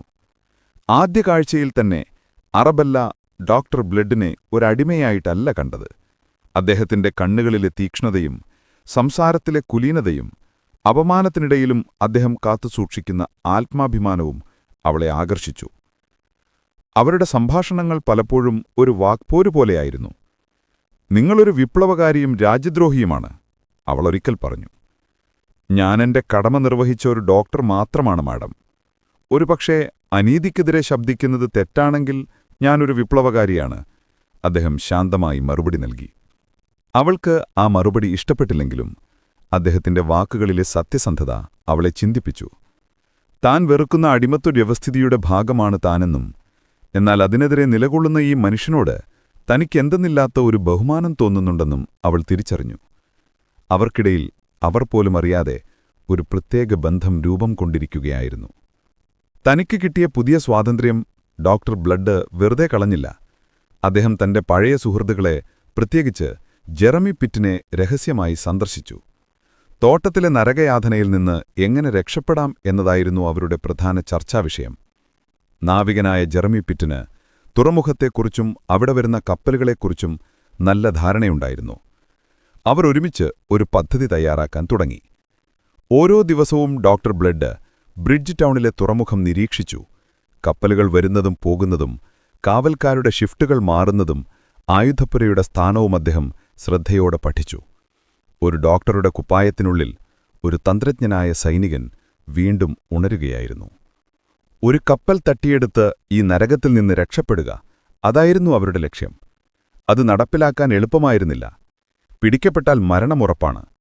എങ്കിലും അടിമയായി ജീവിക്കുന്നതിനേക്കാൾ ഭേദമാണ് സ്വാതന്ത്ര്യത്തിനു വേണ്ടിയുള്ള ഒരു പോരാട്ടമെന്ന് അവർ ഉറപ്പിച്ചു. പ്രതീക്ഷയുടെ ഒരു നേരിയ കിരണം അവരുടെ മനസ്സിൽ ഉദിച്ചു തുടങ്ങിയിരുന്നു. ഡോക്ടർ പീറ്റർ ബ്ലഡും കൂട്ടുകാരും തങ്ങളുടെ ജീവിതത്തിലെ ഏറ്റവും വലിയ സാഹസത്തിന് തയ്യാറെടുക്കുകയായിരുന്നു. പീറ്റർ ബ്ലഡും കൂട്ടുകാരും രക്ഷപ്പെടാനുള്ള പദ്ധതികൾ മെനയുന്നതിനിടയിലാണ് വിധി വീണ്ടും ഒരു അപ്രതീക്ഷിത വഴിത്തിരിവൊരുക്കുന്നത്. 1688 ഒരു പ്രഭാതത്തിൽ സ്പാനിഷ് പതാക വഹിച്ച ഒരു വലിയ യുദ്ധക്കപ്പൽ ബ്രിഡ്ജ് ടൗൺ തുറമുഖത്ത് പ്രത്യക്ഷപ്പെട്ടു. സിൻകോ ലാഗാസ് എന്നായിരുന്നു ആ കപ്പലിന്റെ പേര്. അതിന്റെ captain Don Diego de Espinosa y Valdes കരീബിയനിലെ ഏറ്റവും ക്രൂരനായ സ്പാനിഷ് കപ്പിത്താന്മാരിലൊരാളായിരുന്നു. ഇംഗ്ലണ്ടും സ്പെയിനും തമ്മിൽ സമാധാന കരാർ നിലനിൽക്കുന്ന സമയമായിരുന്നിട്ടും സ്പാനിഷ് കപ്പലുകൾ ഇംഗ്ലീഷ് കോളനികൾ ആക്രമിക്കുന്നത് പതിവായിരുന്നു. തുറമുഖത്ത് വലിയ അപകട മുന്നറിയിപ്പ് മണിമുഴങ്ങി. പട്ടാളക്കാർ ആയുധങ്ങളുമായി പ്രതിരോധത്തിനായി ഓടി. എന്നാൽ അവർക്ക് തയ്യാറെടുക്കാൻ വേണ്ടത്ര സമയം ലഭിച്ചില്ല. സിൻകോ ലാഗാസ് അതിന്റെ ഭീമാകാരമായ പീരങ്കികൾ ഉപയോഗിച്ച് ബ്രിഡ്ജ് ടൗണിനു നേരെ നിറയൊഴിക്കാൻ തുടങ്ങി. പീരങ്കിയുണ്ടകൾ കെട്ടിടങ്ങളെയും വീടുകളെയും തകർത്തെറിഞ്ഞു. പട്ടണം ഒരു നിമിഷം കൊണ്ട് യുദ്ധക്കളമായി മാറി. ആളുകൾ ഭയന്ന് നാലുപാടും ചിതറിയോടി. ഈ ബഹളത്തിനിടയിൽ കേണൽ ബിഷപ്പ് ഉൾപ്പെടെയുള്ള തോട്ടമുടമകളും സൈനികരും പ്രതിരോധത്തിനായി ഒരുങ്ങി. എന്നാൽ അവർക്ക് സ്പാനിഷ് സൈന്യത്തിന്റെ ശക്തിക്ക് മുന്നിൽ പിടിച്ചു നിൽക്കാനായില്ല. സ്പാനിഷ് സൈനികർ ബോട്ടുകളിൽ തുറമുഖത്തേക്കിറച്ചുകയറി. അവർ കൊള്ളയടിക്കാനും വീടുകൾക്ക് തീയിടാനും തുടങ്ങി. ഈ അവസരം ഡോക്ടർ ബ്ലഡ് പാഴാക്കിയില്ല. ഇതാണ് രക്ഷപ്പെടാനുള്ള സുവർണാവസരമെന്ന് അദ്ദേഹം തിരിച്ചറിഞ്ഞു. യുദ്ധത്തിന്റെ കോലാഹലങ്ങൾക്കിടയിൽ ആരും തങ്ങളെ ശ്രദ്ധിക്കില്ല. അദ്ദേഹം ഉടനെ തന്റെ സുഹൃത്തുക്കളെ സംഘടിപ്പിച്ചു. ഏകദേശം 30ഓളം അടിമകൾ അദ്ദേഹത്തിന്റെ നേതൃത്വത്തിൽ ഒന്നിച്ചു. സുഹൃത്തുക്കളെ, ഇതാണ് നമ്മുടെ അവസരം. ഒന്നുകിൽ ഇവിടെ കിടന്ന് സ്പാനിഷുകാരുടെ വാളിനിരയാവുക, അല്ലെങ്കിൽ സ്വാതന്ത്ര്യത്തിലേക്കൊരു കപ്പൽ തുഴയുക. മരണം മുന്നിലുണ്ട്, പക്ഷേ അതിനപ്പുറം ചിലപ്പോൾ ജീവിതമുണ്ടാകാം. എന്നോടൊപ്പം വരാൻ തയ്യാറുള്ളവർ മുന്നോട്ടു വരിക, അദ്ദേഹം അവരോട് പറഞ്ഞു. അടിമത്വത്തിന്റെ ചങ്ങലകൾ പൊട്ടിച്ചെറിയാൻ ആഗ്രഹിച്ച ആ മനുഷ്യർക്ക് രണ്ടാമതൊന്ന് ആലോചിക്കേണ്ടു വന്നില്ല. അവർ ഒറ്റക്കെട്ടായി അദ്ദേഹത്തിനു പിന്നിൽ അണിനിരന്നു. അവരുടെ ലക്ഷ്യം തുറമുഖത്ത് നങ്കൂരമിട്ടിരുന്ന സ്പാനിഷ് കപ്പലായ സിൻകോ ലാഗാസ് ആയിരുന്നു. സ്പാനിഷ് സൈനികരിൽ ഭൂരിഭാഗവും പട്ടണം കൊള്ളയടിക്കുന്ന തിരക്കിലായിരുന്നു. കപ്പലിൽ കാവലിനായി കുറച്ചുപേർ മാത്രമേ ഉണ്ടായിരുന്നുള്ളൂ. പീറ്റർ ബ്ലഡും കൂട്ടരും നിശബ്ദമായി തുറമുഖത്തേക്ക് നീങ്ങി. വഴിയിൽ ഉപേക്ഷിക്കപ്പെട്ട വാളുകളും തോക്കുകളും അവർ കൈക്കലാക്കി. ഡോക്ടറുടെ കുപ്പായം മാറ്റി അദ്ദേഹം ഒരു പോരാളിയുടെ വേഷമണിഞ്ഞു. വർഷങ്ങൾക്ക് മുൻപ് ഉപേക്ഷിച്ച വാൾ അദ്ദേഹം വീണ്ടും കയ്യിലെടുത്തു. ചെറിയ മത്സ്യബന്ധന ബോട്ടുകളിൽ അവർ ഇരുട്ടിന്റെ മറപറ്റി സിൻകോ ലാഗാസ് എന്ന ആ ഭീമാകാരമായ കപ്പലിനടുത്തേക്ക് തുഴഞ്ഞു. കപ്പലിന്റെ വശങ്ങളിലൂടെ തൂങ്ങിക്കിടന്ന കയറുകളിൽ പിടിച്ച് അവർ മുകളിലേക്ക് കയറി. കപ്പലിലുണ്ടായിരുന്ന കാവൽക്കാർ ഇത് പ്രതീക്ഷിച്ചിരുന്നില്ല. അവർ എന്തെങ്കിലും ചെയ്യുന്നതിനു മുൻപ് തന്നെ ബ്ലഡും കൂട്ടരും അവരെ നിഷ്പ്രഭരാക്കി. അതൊരു രക്തരൂക്ഷിതമായ പോരാട്ടമായിരുന്നു. വർഷങ്ങളായി അടിമത്വത്തിൽ അനുഭവിച്ച വേദനയും അപമാനവും മുഴുവൻ അവർ തങ്ങളുടെ വാളുകളിലൂടെ പുറത്തുവിട്ടു. മുൻ പട്ടാളക്കാരനായിരുന്ന പീറ്റർ ബ്ലഡിന്റെ യുദ്ധതന്ത്രങ്ങളും വാൾപ്പയറ്റിലെ കഴിവുകളും അവർക്ക് മുതൽക്കൂട്ടായി. നിമിഷനേരം കൊണ്ട് കപ്പലിലെ കാവൽക്കാരെ അവർ കീഴടക്കി. കപ്പൽ ഇപ്പോൾ അവരുടെ നിയന്ത്രണത്തിലായിരുന്നു. നാവികനായ ജെറമി പിറ്റ് കപ്പലിന്റെ ചുക്കാൻ പിടിച്ചു. കപ്പലിന്റെ നങ്കൂരം ഉയർത്താനും പായകൾ വിരിക്കാനും ബ്ലഡ് ആജ്ഞ നൽകി. പട്ടണത്തിൽ കൊള്ളിയടിച്ചുകൊണ്ടിരുന്ന സ്പാനിഷ് സൈനികർ തങ്ങളുടെ കപ്പൽ തുറമുഖം വിട്ടുപോകുന്നത് കണ്ട് അമ്പരന്നു. അവർ ബോട്ടുകളിൽ കപ്പലിനെ പിന്തുടരാൻ ശ്രമിച്ചെങ്കിലും സിൻകോ ലാഗാസ് എന്ന ആ വേഗതയേറിയ കപ്പലിനെ പിടികൂടാൻ അവർക്കായില്ല. ഡോക്ടർ പീറ്റർ ബ്ലഡും കൂട്ടരും ഇപ്പോൾ സ്വതന്ത്രരായിരുന്നു. അടിമത്തത്തിൽ നിന്ന് ഒരു കടൽക്കൊള്ളക്കപ്പലിന്റെ അധിപനായ അദ്ദേഹം മാറിയിരിക്കുന്നു. കപ്പലിന്റെ മുകൾത്തട്ടിൽ നിന്നുകൊണ്ട് പിന്നിൽ കത്തിയെരിയുന്ന ബ്രിഡ്ജ് ടൗൺ പട്ടണത്തെ അദ്ദേഹം നോക്കി. തന്റെ ജീവിതം വീണ്ടും ഒരു പുതിയ ദിശയിലേക്ക് തിരിഞ്ഞിരിക്കുന്നു. ഇനി മുന്നോട്ട് എന്ത് എന്ന ചോദ്യം അദ്ദേഹത്തിന്റെ മനസ്സിലുയർന്നു. നമ്മൾ എങ്ങോട്ടാണ് പോകുന്നത് ക്യാപ്റ്റൻ? ജെറമി പിറ്റ് ചോദിച്ചു. ആദ്യമായി ക്യാപ്റ്റൻ എന്ന വിളി പീറ്റർ ബ്ലഡ് കേട്ടു. അദ്ദേഹം ഒരു നിമിഷം ആലോചിച്ചു. അവർക്ക് ഇംഗ്ലണ്ടിലേക്ക് മടങ്ങാൻ കഴിയില്ല. അവിടെ അവർ രാജ്യദ്രോഹികളാണ്. മറ്റിംഗ്ലീഷ് കോളനികളിലും അവർക്ക് അഭയമില്ല. സ്പെയിൻ അവരുടെ ശത്രുവാണ്. അവർക്ക് പോകാൻ ഒരിടവുമില്ല. അവർ നിയമത്തിന് പുറത്തുള്ളവരാണ്. ഈ കടലാണ് ഇനി നമ്മുടെ ലോകം. നമ്മളെ അടിമകളാക്കിയ ഈ ലോകത്തോട് നമുക്ക് കണക്ക് ചോദിക്കണം. നമ്മളെപ്പോലെ കഷ്ടപ്പെടുന്നവർക്കു വേണ്ടി നമുക്ക് നിലകൊള്ളണം. നമ്മൾ ഇനി ആരുടെയും അടിമകളല്ല. നമ്മൾ സ്വതന്ത്രരാണ്, കടലിന്റെ മക്കൾ, അദ്ദേഹം ഉറച്ച ശബ്ദത്തിൽ പ്രഖ്യാപിച്ചു. അവിടെയുണ്ടായിരുന്നവർ ആവേശത്തോടെ ആർപ്പുവിളിച്ചു. അവർ തങ്ങളുടെ പുതിയ നേതാവിനെ അംഗീകരിച്ചിരുന്നു. ഒരു ഡോക്ടറിൽ നിന്ന് അവർക്കിടയിലേക്ക് വന്ന അവരെ സ്വാതന്ത്ര്യത്തിലേക്ക് നയിച്ച മനുഷ്യൻ. അവരദ്ദേഹത്തെ തങ്ങളുടെ ക്യാപ്റ്റനായി തിരഞ്ഞെടുത്തു. Captain blood. ആ പേര് കരീബിയൻ കടലിൽ ആദ്യമായി മുഴങ്ങി. കപ്പലിന്റെ പേര് സിൻകോ ലാഗാസ് എന്നു മാറ്റി അരബല്ല എന്നാക്കാൻ പീറ്റർ ബ്ലഡ് തീരുമാനിച്ചു. ആ പേര് കേട്ട് ജെറമി പിറ്റ് അത്ഭുതത്തോടെ അദ്ദേഹത്തെ നോക്കി. ബ്രിഡ്ജ് ടൗണിൽ താൻ ഉപേക്ഷിച്ചു പോന്ന, തന്നോട് സ്നേഹവും വെറുപ്പും ഒരേ സമയം പ്രകടിപ്പിച്ച ആ സുന്ദരിയായ യുവതിയുടെ പേര് അരബെല്ല ബിഷപ്പ്. അത് പ്രതികാരത്തിന്റെ പേരാണോ അതോ പ്രണയത്തിന്റെ ഓർമ്മപ്പെടുത്തലാണോ എന്ന് അദ്ദേഹത്തിന് പോലും നിശ്ചയമുണ്ടായിരുന്നില്ല. അങ്ങനെ അരബെല്ല എന്ന കപ്പലിൽ ക്യാപ്റ്റൻ ബ്ലഡും അദ്ദേഹത്തിന്റെ വിശ്വസ്തരായ അനുയായികളും കരീബിയൻ കടലിന്റെ അനന്തമായ പ്രപഞ്ചത്ത് തങ്ങളുടെ പുതിയ ജീവിതം ആരംഭിച്ചു. അവരുടെ കറുത്ത കുടിയിൽ ഒരു ചുവന്ന വാളും തലയോട്ടിയും ആലേഖനം ചെയ്യപ്പെട്ടു. അത് നീതിക്കുവേണ്ടി പോരാടുന്ന കടൽ കൊള്ളക്കാരുടെ അടയാളമായിരുന്നു. കരീബിയൻ കടലിലെ ഏറ്റവും ഭയാനകനും എന്നാൽ അതേസമയം ഏറ്റവും മാന്യനുമായ കടൽ കൊള്ളക്കാരന്റെ ഇതിഹാസം ഇവിടെ ആരംഭിക്കുകയായിരുന്നു. ഡോക്ടർ പീറ്റർ ബ്ലഡ് എന്ന മനുഷ്യൻ മരിക്കുകയും ക്യാപ്റ്റൻ ബ്ലഡ് എന്ന ഇതിഹാസം ജനിക്കുകയും ചെയ്തു. അവരുടെ ആദ്യത്തെ ലക്ഷ്യം വ്യക്തമായിരുന്നു: തങ്ങളെ അടിമകളാക്കി വിറ്റ, തങ്ങളുടെ ജീവിതം നശിപ്പിച്ച എല്ലാവരോടുമുള്ള പ്രതികാരം. അതിൽ പ്രധാനി കേണൽ ബിഷപ്പായിരുന്നു. അതോടൊപ്പം കരീബിയൻ കടലിൽ അഴിഞ്ഞാടുന്ന മറ്റു ക്രൂരനായ കടൽ കൊള്ളക്കാരോടും നിരപരാധികളെ ദ്രോഹിക്കുന്ന സ്പാനിഷ് കപ്പലുകളോടും അവർക്ക് കണക്ക് തീർക്കണമായിരുന്നു. ക്യാപ്റ്റൻ ബ്ലഡിന്റെയും അരബല്ലയുടെയും യാത്രകൾ കരീബിയൻ കടലിന്റെ ചരിത്രത്തിൽ ഒരു പുതിയ അധ്യായം എഴുതി ചേർക്കാൻ പോകുകയായിരുന്നു. ക്യാപ്റ്റൻ ബ്ലഡിന്റെയും അരബെല്ലയുടെയും യാത്ര ആരംഭിച്ചത് ഒരുതരം അനിശ്ചിതത്വത്തിൽ നിന്നായിരുന്നു. അവരുടെ മുന്നിൽ വിശാലമായ കരീബിയൻ കടൽ മാത്രം. പിന്നിൽ അവർ വെറുക്കുന്ന അടിമത്തത്തിന്റെ ഓർമ്മകളും. കപ്പലിലുണ്ടായിരുന്ന 30ഓളം പേർ സ്വാതന്ത്ര്യത്തിന്റെ ശുദ്ധവായു ശ്വസിച്ചെങ്കിലും അവരൊരു സംഘടിത നാവിക സംഘമായിരുന്നില്ല. കർഷകർ, കൊല്ലപ്പണിക്കാർ, നെയ്ത്തുകാർ, അങ്ങനെ പലതരം തൊഴിലുകൾ ചെയ്തിരുന്ന സാധാരണ മനുഷ്യർ. അവരിൽ നാവികവൃത്തി അറിയുന്ന ഒരേയൊരാൾ ജെറമി പിറ്റ് മാത്രമായിരുന്നു. ബാക്കിയുള്ളവർക്ക് ഒരു കപ്പൽ എങ്ങനെ പ്രവർത്തിക്കുന്നുവെന്നുപോലും അറിയില്ലായിരുന്നു. ഈ യാഥാർത്ഥ്യം പീറ്റർ ബ്ലഡ് തിരിച്ചറിഞ്ഞു. സ്വാതന്ത്ര്യം നേടിയതുകൊണ്ട് മാത്രം കാര്യമില്ല, അത് നിലനിർത്താൻ കെൽപ്പുള്ള ഒരു ശക്തിയായി തങ്ങൾ മാറണമെന്ന് അദ്ദേഹത്തിനറിയാമായിരുന്നു. അദ്ദേഹം കപ്പലിലെ എല്ലാവരെയും പ്രധാന തട്ടിൽ വിളിച്ചുകൂട്ടി. കത്തുന്ന പന്തങ്ങളുടെ വെളിച്ചത്തിൽ തിരമാലകളുടെ ശബ്ദത്തെ ഭേദിച്ചുകൊണ്ട് അദ്ദേഹം സംസാരിച്ചു തുടങ്ങി. സുഹൃത്തുക്കളെ, അദ്ദേഹം ശാന്തമായി പറഞ്ഞു, നമ്മളിപ്പോൾ സ്വതന്ത്രരാണ്. എന്നാൽ നമ്മളൊരു ലക്ഷ്യമില്ലാത്ത ആൾക്കൂട്ടമായി ഈ കടലിൽ അലഞ്ഞാൽ ഒന്നുകിൽ നമ്മൾ പട്ടിണി കിടന്നു മരിക്കും, അല്ലെങ്കിൽ ഏതെങ്കിലും നാവികസേനയുടെ കപ്പലിന് ഇരയാകും. നമ്മളൊരു സംഘമായി മാറണം, നിയമങ്ങളും ചിട്ടകളുമുള്ള ഒരു സംഘം. കടലിൽ നമ്മുടേതായ ഒരു നിയമം സ്ഥാപിക്കണം. അദ്ദേഹം തന്റെ ആശയം മുന്നോട്ടുവച്ചു. കോസ്റ്റ് ബ്രദർഹുഡ് അഥവാ കടൽ സഹോദരങ്ങളെന്ന പേരിൽ കടൽക്കൊള്ളക്കാരുടെ ഇടയിൽ നിലനിന്നിരുന്ന നിയമസംഹിതയ്ക്ക് സമാനമായ ഒരു ചട്ടക്കൂട് അദ്ദേഹം അവതരിപ്പിച്ചു. എന്നാൽ അതിൽ പീറ്റർ ബ്ലഡിന്റേതായ വ്യക്തിമുദ്രയുണ്ടായിരുന്നു. അതിലെ പ്രധാന നിയമങ്ങൾ ഇവയായിരുന്നു.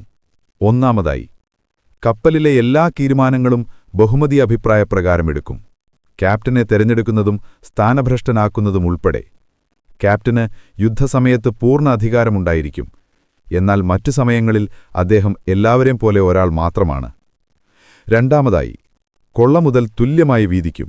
ഓരോരുത്തർക്കും ഓരോ ഓഹരി. ക്യാപ്റ്റനും കപ്പലിലെ മറ്റു പ്രധാനികൾക്കും, അതായത് നാവിഗേറ്റർ, ഗണ്ണർ, സർജൻ എന്നിവർക്ക് 1.5 ഓഹരി. മൂന്നാമതായി, യുദ്ധത്തിൽ പരിക്കേൽക്കുന്നവർക്ക് പ്രത്യേക നഷ്ടപരിഹാരം. ഒരു കണ്ണ് നഷ്ടപ്പെട്ടാൽ, ഒരു കൈ നഷ്ടപ്പെട്ടാൽ, അല്ലെങ്കിൽ ഒരു കാൽ നഷ്ടപ്പെട്ടാൽ നിശ്ചിത തുക സ്വർണ്ണനാണയങ്ങൾ നൽകും. 4. കപ്പലിൽ വെച്ച് സഹപ്രവർത്തകരുമായി കലഹിക്കുന്നതും ആയുധമുപയോഗിക്കുന്നതും കർശനമായി നിരോധിച്ചിരിക്കുന്നു. തർക്കങ്ങൾ കരയിൽ വെച്ച് ഡ്യൂവലിലൂടെ അഥവാ ദന്തയുദ്ധത്തിൽ പരിഹരിക്കാം. 5. സ്ത്രീകളെ തടവുകാരായി പിടിക്കുകയോ ഉപദ്രവിക്കുകയോ ചെയ്യരുത്. 6. കപ്പലിലെ നിയമങ്ങൾ ലംഘിക്കുന്നവർക്കുള്ള ശിക്ഷ: ഒന്നുകിൽ മരണം, അല്ലെങ്കിൽ ഏതെങ്കിലും വിജനമായ ദ്വീപിൽ ഒരു തോക്കും അല്പം വെടിമരുന്നും നൽകി ഉപേക്ഷിക്കുക. ഈ നിയമങ്ങൾ കേട്ടപ്പോൾ ആ മനുഷ്യരുടെ കണ്ണുകളിൽ പുതിയൊരു തിളക്കം പ്രത്യക്ഷപ്പെട്ടു. തങ്ങൾക്കിടയിൽ നീതിയും തുല്യതയും ഉറപ്പാക്കുന്ന ഒരു നേതാവിനെയാണ് അവർക്ക് കിട്ടിയിരിക്കുന്നതെന്ന് അവർ തിരിച്ചറിഞ്ഞു. അവർ ഐകകണ്ഠേന പീറ്റർ ബ്ലഡിനെ തങ്ങളുടെ ക്യാപ്റ്റനായി തെരഞ്ഞെടുത്തു. ജെറമി പിറ്റിനെ മാസ്റ്റർ നാവിഗേറ്ററായി നിയമിച്ചു. ഒരു ഡോക്ടർ, ഒരു നാവികൻ, പിന്നെ കുറെ കർഷകരും തൊഴിലാളികളും. അതായിരുന്നു അരബെല്ലയുടെ ആദ്യത്തെ ക്രൂ. അടുത്ത കുറച്ചാഴ്ചകൾ കഠിനമായ പരിശീലനത്തിൻ്റേതായിരുന്നു. പീറ്റർ ബ്ലഡും ജെറമി പിറ്റും ചേർന്ന് അവരെ ഒരു നാവിക സംഘമാക്കി മാറ്റിയെടുത്തു. പായകൾ കെട്ടാനും അഴിക്കാനും, കപ്പലിന്റെ ഗതി നിയന്ത്രിക്കാനും, പീരങ്കികൾ പ്രവർത്തിപ്പിക്കാനും, വാൾപ്പയറ്റ് നടത്താനും അവർ പഠിച്ചു.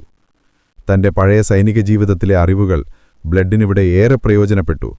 അദ്ദേഹം അവരെ ഒരു അച്ചടക്കമുള്ള സൈനിക യൂണിറ്റിനെ പോലെ പരിശീലിപ്പിച്ചു. പകൽ മുഴുവൻ പരിശീലനം, രാത്രിയിൽ നക്ഷത്രങ്ങളെ നോക്കി ഗതി നിർണയിക്കാൻ പഠനം. പീറ്റർ ബ്ലഡ് എന്ന ഡോക്ടർ ഒരു അധ്യാപകനും സൈനിക കമാൻഡറുമായി മാറുകയായിരുന്നു. അവരുടെ കയ്യിലുണ്ടായിരുന്ന ഭക്ഷണവും വെള്ളവും തീർന്നു തുടങ്ങിയിരുന്നു. അവർക്കൊരു കപ്പൽ കൊള്ളയടിച്ചേ മതിയാകൂ. അധികം വൈകാതെ ദൂരെയൊരു പായ്മരം അവരുടെ കണ്ണിൽപ്പെട്ടു. അതൊരു ചെറിയ സ്പാനിഷ് വ്യാപാര കപ്പലായിരുന്നു. ക്യാപ്റ്റൻ ബ്ലഡിന്റെ ആദ്യത്തെ പരീക്ഷണമായിരുന്നു അത്. അദ്ദേഹം ഒരു സാധാരണ കടൽ കൊള്ളക്കാരനെപ്പോലെ നേരെ ചെന്ന് ആക്രമിച്ചില്ല. പകരം ഒരു തന്ത്രം മെനഞ്ഞു. അരബെല്ലയുടെ വേഗത ഉപയോഗിച്ച് അദ്ദേഹം ആ വ്യാപാര കപ്പലിന്റെ കാറ്റിന്റെ ഗതി തടസ്സപ്പെടുത്തി. അതിന്റെ വേഗത കുറഞ്ഞപ്പോൾ അദ്ദേഹം കപ്പലിന്റെ പായ്മരങ്ങൾ ലക്ഷ്യമാക്കി പീരങ്കിയുണ്ടകൾ പായിക്കാൻ ആജ്ഞാപിച്ചു. പായ്മരങ്ങൾ തകർന്നതോടെ ആ കപ്പലിന് ഒരിഞ്ചുപോലും മുന്നോട്ടു നീങ്ങാൻ കഴിയാതെയായി. പിന്നീട് ബ്ലഡ് തന്റെ കപ്പലടുപ്പിക്കുകയും കീഴടങ്ങാൻ ആവശ്യപ്പെടുകയും ചെയ്തു. എതിർത്താൽ കപ്പൽ മുക്കിക്കളയുമെന്ന് മുന്നറിയിപ്പ് നൽകി. നിസ്സഹായരായ സ്പാനിഷ് ക്യാപ്റ്റനും ജീവനക്കാരും കീഴടങ്ങി. ബ്ലഡും സംഘവും കപ്പലിൽ പ്രവേശിച്ചു. അവർ ഒരു തുള്ളി രക്തം പോലും ചിന്തിയില്ല. കപ്പലിലുണ്ടായിരുന്ന ഭക്ഷണസാധനങ്ങൾ, വെള്ളം, ആയുധങ്ങൾ, പിന്നെ കുറച്ച് സ്വർണവും അവർ കൈക്കലാക്കി. സ്പാനിഷ് നാവികരെ അവർ ഉപദ്രവിച്ചില്ല. പകരം അവരുടെ കപ്പൽ അറ്റകുറ്റപ്പണികൾ തീർക്കാൻ സഹായിക്കുകയും യാത്ര തുടരാനാവശ്യമായ വെള്ളവും ഭക്ഷണവും നൽകി അവരെ വിട്ടയയ്ക്കുകയും ചെയ്തു. ഈ പ്രവൃത്തി കടൽക്കൊള്ളയുടെ ചരിത്രത്തിൽ കേട്ടുകേൾവിയില്ലാത്തതായിരുന്നു. സ്പാനിഷ് ക്യാപ്റ്റന് അത് വിശ്വസിക്കാൻ കഴിഞ്ഞില്ല. ആരാണീ കടൽക്കൊള്ളക്കാരൻ? അയാളൊരു കൊലപാതകിയല്ല, ഒരു മാന്യനെപ്പോലെയാണ് പെരുമാറുന്നത്. ഈ വാർത്ത കരീബിയനിലെ തുറമുഖങ്ങളിൽ അതിവേഗം പടർന്നു. ചുവന്ന കൊടിയേന്തിയ അരബെല്ല എന്ന കപ്പലിന്റെ ക്യാപ്റ്റൻ ബ്ലഡ് ഒരു സാധാരണ കടൽക്കൊള്ളക്കാരനല്ലെന്ന സംസാരം എല്ലായിടത്തുമെത്തി. അടുത്ത കുറച്ചു മാസങ്ങൾക്കുള്ളിൽ ക്യാപ്റ്റൻ ബ്ലഡും സംഘവും നിരവധി സ്പാനിഷ് കപ്പലുകൾ പിടിച്ചെടുത്തു. ഏതൊരു സാധാരണ കടൽക്കൊള്ളക്കാരനും ഗണ്ണുകടത്തുക ലക്ഷ്യമുള്ളതെങ്കിൽ അദ്ദേഹത്തിന്റെ അനുപമയായ യുദ്ധതന്ത്രങ്ങളായിരുന്നു ക്യാപ്റ്റൻ ബ്ലഡ്. നേരിട്ടുള്ള പോരാട്ടം പരമാവധി ഒഴിവാക്കി തന്ത്രങ്ങളിലൂടെ ശത്രുവിനെ കീഴടക്കി. അദ്ദേഹത്തിന്റെ സംഘത്തിന് കാര്യമായ പരിക്കുകളോ ആൾനാശമോ സംഭവിച്ചില്ല. പിടിച്ചെടുക്കുന്ന സമ്പത്ത് അദ്ദേഹം തന്റെ നിയമങ്ങൾക്കനുസരിച്ച് കൃത്യമായി വീതിച്ചു. ഇത് അദ്ദേഹത്തിന്റെ സംഘത്തിന്റെ ആത്മവിശ്വാസവും കൂറും വർദ്ധിപ്പിച്ചു. ഒരു ദിവസം അവർ ടോർട്ടുഗ എന്ന ദ്വീപിനടുത്തുവെച്ച് മറ്റൊരു വലിയ കടൽക്കൊള്ള കപ്പലുമായി മുഖാമുഖം വന്നു. അത് ഫ്രഞ്ചുകാരനായ ക്യാപ്റ്റൻ ലവാസ്യൂറിന്റെ കപ്പലായിരുന്നു. ലവാസ്യൂർ കരീബിയനിലെ ഏറ്റവും ക്രൂരനും കുപ്രസിദ്ധനുമായ കടൽക്കൊള്ളക്കാരിൽ ഒരാളായിരുന്നു. ഒരു യുദ്ധം ഉറപ്പായിരുന്നു. എന്നാൽ പീറ്റർ ബ്ലഡിന് യുദ്ധം ചെയ്യാൻ ആഗ്രഹമില്ലായിരുന്നു. അദ്ദേഹം ഒരു വെള്ളക്കൊടി ഉയർത്തി സമാധാനപരമായി സംസാരിക്കാൻ ആഗ്രഹിക്കുന്നു എന്നറിയിച്ചു. സംശയാലുവായ ലവാസ്യൂർ തന്റെ കപ്പലിലേക്ക് ബ്ലഡിനെ ക്ഷണിച്ചു. നിരായുധനായി ഒറ്റയ്ക്ക് പീറ്റർ ബ്ലഡ് ആ കപ്പലിലേക്ക് ചെന്നു. ഫ്രഞ്ചു ഭാഷയിൽ അതിമനോഹരമായി സംസാരിക്കുന്ന ഒരു ഡോക്ടറുടെയും പണ്ഡിതന്റെയും ഭാവമുള്ള ഈ കടൽക്കൊള്ളക്കാരനെ കണ്ട് ലവാസ്യൂർ അത്ഭുതപ്പെട്ടു. നമ്മൾ എന്തിനാണ് പരസ്പരം പോരടിക്കുന്നത് ക്യാപ്റ്റൻ? ബ്ലഡ് ചോദിച്ചു. നമ്മുടെ യഥാർത്ഥ ശത്രുക്കൾ സ്പെയിനും നമ്മളെപ്പോലുള്ളവരെ വേട്ടയാടുന്ന സാമ്രാജ്യത്വ ശക്തികളുമാണ്. നമ്മൾ ഒന്നിച്ചു നിന്നാൽ കരീബിയനിലെ ഏറ്റവും വലിയ ശക്തിയായി നമുക്ക് മാറാം. ബ്ലഡിന്റെ വാക്കുകളും അദ്ദേഹത്തിന്റെ ധൈര്യവും ബുദ്ധിയും ലവാസ്യൂറിനെ ആകർഷിച്ചു. തനിക്ക് ലാഭം കിട്ടുമെങ്കിൽ ആരുമായും കൂട്ടുകൂടാൻ അയാൾ തയ്യാറായിരുന്നു. അവരൊരു സഖ്യമുണ്ടാക്കാൻ തീരുമാനിച്ചു. 2 കപ്പലുകളും ഒന്നിച്ച് സ്പാനിഷ് കപ്പലുകളെയും കോളനികളെയും ആക്രമിക്കാൻ തുടങ്ങി. ഈ സഖ്യം ക്യാപ്റ്റൻ ബ്ലഡിന്റെ ശക്തി 10 മടങ്ങ് വർദ്ധിപ്പിച്ചു. ഇപ്പോൾ കരീബിയനിലെ ഏതൊരു നാവികസേനയ്ക്കും അവഗണിക്കാൻ കഴിയാത്ത ഒരു ശക്തിയായി അവർ മാറിയിരുന്നു. ക്യാപ്റ്റൻ ബ്ലഡിന്റെ ഖ്യാതി കരീബിയൻ കടലിലാകെ പടർന്നു. ചിലർക്ക് അയാൾ നീതിമാനായ ഒരു പോരാളിയായിരുന്നു. അടിമക്കപ്പലുകളെ ആക്രമിച്ച് അടിമകളെ മോചിപ്പിക്കുന്ന, പാവങ്ങളെ സഹായിക്കുന്ന ഒരു റോബിൻഹുഡ്. മറ്റു ചിലർക്ക്, പ്രത്യേകിച്ച് സ്പാനിഷ് ഗവർണർമാർക്കും ഇംഗ്ലീഷ് അധികാരികൾക്കും, അയാൾ പിടികിട്ടാപ്പുള്ളിയായ ഒരു ഭീകരനായിരുന്നു. ജമൈക്കയിലെ ഇംഗ്ലീഷ് ഗവർണർ ക്യാപ്റ്റൻ ബ്ലഡിന്റെ തലയ്ക്ക് വലിയൊരിനാം പ്രഖ്യാപിച്ചു. എന്നാൽ ഈ വിജയങ്ങൾക്കിടയിലും പീറ്റർ ബ്ലഡിന്റെ മനസ്സിൽ ഒരു മുഖം മായാതെ നിന്നു: അരബെല്ല ബിഷപ്പിന്റെ. അതോടൊപ്പം തന്നെ അടിമയാക്കി വിറ്റ കേണൽ ബിഷപ്പിനോടുള്ള അടങ്ങാത്ത പകയും. തന്റെ കപ്പലിന് അവളുടെ പേര് നൽകിയത് ഒരുപക്ഷേ ആ ഓർമ്മ മനസ്സിൽ നിന്നും മായാതിരിക്കാനായിരിക്കാം. ഒരു രാത്രി കപ്പലിന്റെ ക്യാബിനിലിരുന്ന് കരീബിയൻ കടലിന്റെ ഭൂപടം നിവർത്തി അദ്ദേഹം ബാർബഡോസിലേക്കുള്ള വഴിയിലേക്ക് വിരലോടിച്ചു. തന്റെ സംഘം ഇപ്പോൾ ശക്തമാണ്. തന്റെ പേര് കേട്ടാൽ പലരും ഭയപ്പെടുന്നു. ഇനി തന്റെ വ്യക്തിപരമായ കണക്കുകൾ തീർക്കേണ്ട സമയമായിരിക്കുന്നു എന്ന് അദ്ദേഹം തിരിച്ചറിഞ്ഞു. കേണൽ ബിഷപ്പിനെ ഒരു പാഠം പഠിപ്പിക്കാൻ അദ്ദേഹം തീരുമാനിച്ചു. ക്യാപ്റ്റൻ ബ്ലഡ് എന്ന ഇതിഹാസത്തിന്റെ പ്രതികാരത്തിന്റെ അധ്യായം ആരംഭിക്കാൻ പോവുകയായിരുന്നു. ക്യാപ്റ്റൻ ബ്ലഡിന്റെ മനസ്സ് ബാർബഡോസിലേക്ക് തിരിഞ്ഞെങ്കിലും അങ്ങനെ ഒരു യാത്ര അപകടം നിറഞ്ഞതാണെന്ന് അദ്ദേഹത്തിനറിയാമായിരുന്നു. കേണൽ ബിഷപ്പ് ഒരു സാധാരണ തോട്ടമുടമയല്ല. അയാൾക്ക് വലിയ സൈനിക സ്വാധീനമുണ്ട്. കൂടാതെ ബ്രിഡ്ജ്ടൗൺ തുറമുഖം ഇപ്പോൾ മുൻപത്തേക്കാൾ ശക്തമായ പ്രതിരോധമൊരുക്കിയിട്ടുണ്ടാകും. നേരിട്ടുള്ള ഒരാക്രമണം ആത്മഹത്യാപരമായിരിക്കും. ബ്ലഡ് തന്റെ സഖികക്ഷിയായ ഫ്രഞ്ച് ക്യാപ്റ്റൻ ലെവാസ്യൂറുമായി ഈ ആശയം ചർച്ച ചെയ്തു. ലെവാസ്യൂർ ഒരു കച്ചവടക്കണ്ണുള്ള കൊള്ളക്കാരനായിരുന്നു. കേണൽ ബിഷപ്പിന്റെ സമ്പത്തിനെക്കുറിച്ച് അയാൾ കേട്ടിട്ടുണ്ട്. ബ്രിഡ്ജ്ടൗൺ ആക്രമിക്കുന്നത് വലിയ ലാഭം നൽകുമെന്ന് അയാൾ കണക്കുകൂട്ടി. അവർ ഒരുമിച്ചൊരു പദ്ധതി തയ്യാറാക്കി. എന്നാൽ പീറ്റർ ബ്ലഡിന് ലെവാസ്യൂറിന്റെ ക്രൂരമായ രീതികളോട് യോജിപ്പുണ്ടായിരുന്നില്ല. ബ്രിഡ്ജ്ടൗൺ പട്ടണം ചുട്ടരിക്കാനോ നിരപരാധികളെ കൊല്ലാനോ ബ്ലഡ് ആഗ്രഹിച്ചില്ല. അയാളുടെ ലക്ഷ്യം കേണൽ ബിഷപ്പ് മാത്രമായിരുന്നു. ഈ അഭിപ്രായ വ്യത്യാസം അവർക്കിടയിൽ ഒരു ചെറിയ അകൽച്ച സൃഷ്ടിച്ചെങ്കിലും കൊള്ളമുതലിന്റെ ആകർഷണത്തിൽ ലെവാസ്യൂർ ബ്ലഡിന്റെ പദ്ധതി അംഗീകരിക്കാൻ നിർബന്ധിതനായി. അവരുടെ പദ്ധതി ഇതായിരുന്നു: ലെവാസ്യൂറിന്റെ കപ്പൽ തുറമുഖത്തിന്റെ ഒരു ഭാഗത്ത് ആക്രമണം നടത്തി സൈന്യത്തിന്റെ ശ്രദ്ധ തിരിക്കും. ഈ സമയം ക്യാപ്റ്റൻ ബ്ലഡും തിരഞ്ഞെടുത്ത കുറച്ചുപേരും ചെറിയ ബോട്ടുകളിൽ ആരും പ്രതീക്ഷിക്കാത്ത ഒരു ഭാഗത്തുകൂടി രഹസ്യമായി കരയിലിറങ്ങും. അവർക്കാ പ്രദേശം സുപരിചിതമായിരുന്നു. അടിമകളായി അവർ നടന്ന അതേ വഴികളിലൂടെ അവർ നിശബ്ദമായി കേണൽ ബിഷപ്പിന്റെ തോട്ടത്തിലേക്ക് നീങ്ങി. ഇടതൂർന്ന കരിമ്പിൻ തോട്ടങ്ങൾക്കിടയിലൂടെ അവർ ആരും കാണാതെ ബിഷപ്പിന്റെ വലിയ വീടിനടുത്തെത്തി. വീടിന് കാവലുണ്ടായിരുന്നു. പക്ഷേ മിക്ക സൈനികരും തുറമുഖത്തെ ആക്രമണം പ്രതിരോധിക്കാൻ പോയതാണ്. ശേഷിച്ച കാവൽക്കാരെ നിശബ്ദമായി കീഴടക്കി ബ്ലഡും കൂട്ടരും വീട്ടിനകത്തു പ്രവേശിച്ചു. കേണൽ ബിഷപ്പ് തന്റെ മുറിയിൽ ഉറങ്ങുകയായിരുന്നു. വാതിൽ ചവിട്ടിപ്പൊളിച്ച് അകത്തുകടന്ന ബ്ലഡിനെ കണ്ട് അയാൾ ഞെട്ടിവിറച്ചു. കയ്യിൽ വാളയേന്തി മരണത്തിന്റെ ദൂതനെപ്പോലെ നിൽക്കുന്ന തന്റെ പഴയ അടിമ. നീ എങ്ങനെ ഇവിടെ? ബിഷപ്പ് ഭയത്തോടെ ചോദിച്ചു. ചില കടങ്ങൾ വീട്ടാൻ വന്നതാണ്, കേണൽ, ബ്ലഡ് തണുത്ത സ്വരത്തിൽ പറഞ്ഞു. നിങ്ങളെന്നെ വിറ്റ വിലയേക്കാൾ വളരെ വലുതാണ് നിങ്ങളുടെ മോചനദ്രവ്യം. അവർ കേണൽ ബിഷപ്പിനെ ബന്ധിയാക്കി. എന്നാൽ അവർ അവിടെ നിന്ന് രക്ഷപ്പെടാൻ തുടങ്ങുമ്പോഴാണ് അപ്രതീക്ഷിതമായി ആ മുറിയിലേക്ക് അവൾ കടന്നുവന്നത്. Arabella bishop. അവളുടെ മുഖത്ത് ഞെട്ടലും ഭയം ഒരുപോലെ നിഴലിച്ചു. അവളുടെ മുന്നിൽ നിൽക്കുന്നത് താൻ ഒരിക്കൽ അറിഞ്ഞിരുന്ന ഡോക്ടർ ബ്ലഡായിരുന്നില്ല. മറിച്ച് കരീബിയൻ കടൽ ഭരിക്കുന്ന, കണ്ണുകളിൽ പ്രതികാരത്തിന്റെ തീജ്വാലകളുള്ള ക്യാപ്റ്റൻ ബ്ലഡായിരുന്നു. നിങ്ങൾ! അവൾക്ക് വാക്കുകൾ കിട്ടിയില്ല. പീറ്റർ ബ്ലഡിന്റെ മുഖഭാവം ഒരു നിമിഷം മാറി. അറബെല്ലയെ അവിടെ അദ്ദേഹം പ്രതീക്ഷിച്ചിരുന്നില്ല. അവളെ വീണ്ടും കണ്ടപ്പോൾ അദ്ദേഹത്തിന്റെ ഉള്ളിലെവിടെയോ ഒരു പഴയ ഓർമ്മ ഉണർന്നു. ഞാൻ നിങ്ങളുടെ അമ്മാവനെ കൊണ്ടുപോകുകയാണ് മാഡം. അദ്ദേഹത്തിന്റെ ജീവന് പകരമായി എനിക്ക് 2 ലക്ഷം സ്വർണ്ണനാണയങ്ങൾ വേണം, ബ്ലഡ് പറഞ്ഞു. അറബെല്ലയുടെ ഭയം ധൈര്യത്തിന് വഴിമാറി. നിങ്ങളൊരു കൊള്ളക്കാരനും കൊലപാതകിയുമായി അധപ്പതിച്ചുവല്ലേ ഡോക്ടർ? ഞാൻ നിങ്ങളെക്കുറിച്ച് കേട്ട കഥകൾ ശരിയായിരുന്നു. അവളുടെ വാക്കുകളിൽ പുച്ഛം നിറഞ്ഞിരുന്നു. എന്നെ ഈ വഴിക്ക് തള്ളിവിട്ടത് നിങ്ങളുടെ അമ്മാവനെ പോലുള്ളവരാണ് അറബെല്ല. ഞാൻ കൊലപാതകിയല്ല. പക്ഷേ എന്റെ വഴിക്ക് തടസ്സം നിന്നാൽ എനിക്ക് രണ്ടാമതൊന്ന് ആലോചിക്കേണ്ടി വരില്ല. ഈ സംഭാഷണത്തിനിടയിൽ പുറത്ത് അപകടം പതിഞ്ഞിരുന്നു.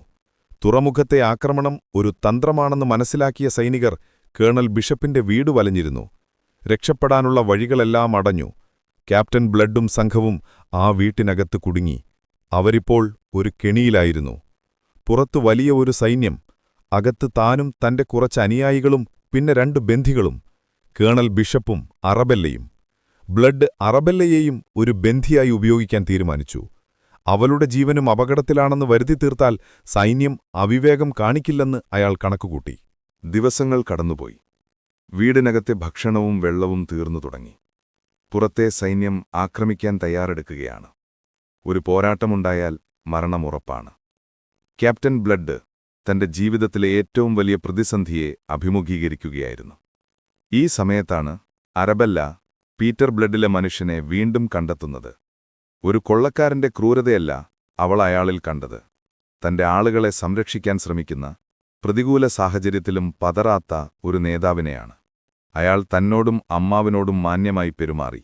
തന്റെ കൂടെയുള്ളവരുടെ സുരക്ഷയ്ക്കായിരുന്നു അയാൾ പ്രഥമ പരിഗണന നൽകിയത്. താൻ കേട്ട കഥകളിലെ ക്രൂരനായ കടൽക്കൊള്ളക്കാരനിൽ നിന്ന് എത്രയോ വ്യത്യസ്തനാണ് ഈ മനുഷ്യൻ എന്നവൾ തിരിച്ചറിഞ്ഞു. അവൾക്ക് അയാളോടുണ്ടായിരുന്ന വെറുപ്പ് പതിയെ അലിഞ്ഞില്ലാതാകാൻ തുടങ്ങി. അതിനിടയിൽ ക്യാപ്റ്റൻ ബ്ലഡിന്റെ സഖ്യകക്ഷിയായ ലെവാസ്യൂർ സ്വാർത്ഥത കാണിച്ചു. ബ്ലഡും സംഘവും കെണിയിൽപ്പെട്ടെന്ന് മനസ്സിലാക്കിയ അയാൾ കൊള്ളമുതലുമായി രക്ഷപ്പെടാൻ തീരുമാനിച്ചു. സഖ്യകക്ഷിയെ ചതിച്ച് അയാൾ കപ്പലുമായി കടന്നുകളഞ്ഞു. ഈ വാർത്ത ജെറമി പിറ്റ് വഴി അറിഞ്ഞപ്പോൾ ക്യാപ്റ്റൻ ബ്ലഡ് താൻ പൂർണ്ണമായും ഒറ്റപ്പെട്ടെന്ന് മനസ്സിലാക്കി. ഇനി ഒരേ ഒരു വഴിയേ മുന്നിലുള്ളൂ, ഒരു ചർച്ച. അരബല്ലയുടെ മധ്യസ്ഥതയിൽ പീറ്റർ ബ്ലഡ് ഇംഗ്ലീഷ് ഗവർണറുമായി ഒരു ധാരണയിലെത്തി.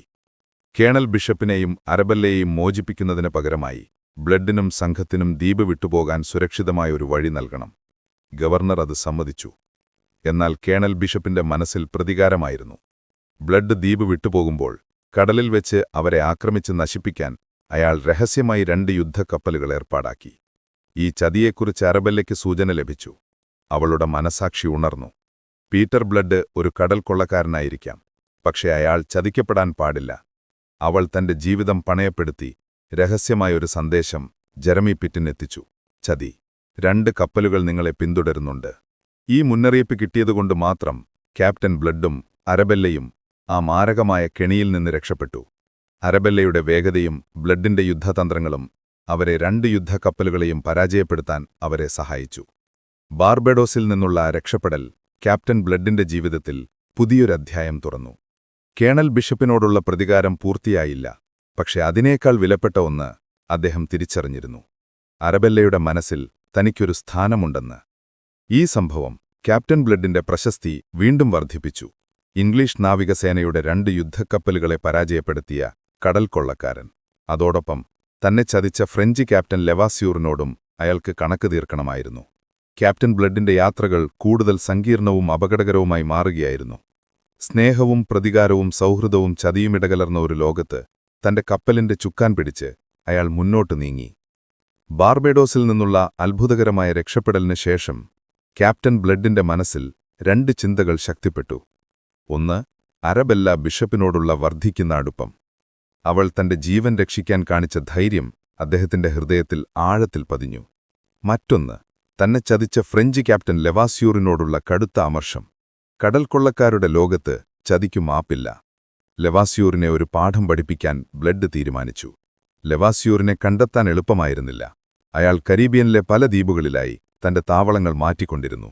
എന്നാൽ ജെറമി പിറ്റിന്റെ നാവികജ്ഞാനവും കരീബിയൻ തുറമുഖങ്ങളിൽ ബ്ലഡിനുണ്ടായിരുന്ന രഹസ്യ വിവരശൃംഖലയും അവർക്ക് തുണയായി. ഏതാനും ആഴ്ചകൾക്ക് ശേഷം ലെവാസ്യൂർ ഹിസ്പാനിയോള ദ്വീപിനടുത്തുള്ള ഒരു രഹസ്യ താവളത്തിലുണ്ട് എന്ന വിവരം അവർക്ക് ലഭിച്ചു. ക്യാപ്റ്റൻ ബ്ലഡ് ഒരു നേരിട്ടുള്ള ആക്രമണത്തിന് മുതിർന്നില്ല. ലെവാസ്യൂറിന്റെ കപ്പലായ ലാ ഫുദ്ര അരബല്ലയോളം തന്നെ ശക്തമായിരുന്നു. കൂടാതെ അയാളുടെ സംഘം ബ്ലഡിന്റെ സംഘത്തേക്കാൾ വലുതും ക്രൂരരുമായിരുന്നു. ബ്ലഡ് വീണ്ടും തന്റെ ബുദ്ധിയെ ആശ്രയിച്ചു. അദ്ദേഹം തന്റെ കപ്പലായ അരബല്ലയെ ഒരു സാധാരണ വ്യാപാര കപ്പലുപോലെ രൂപമാറ്റം വരുത്തി.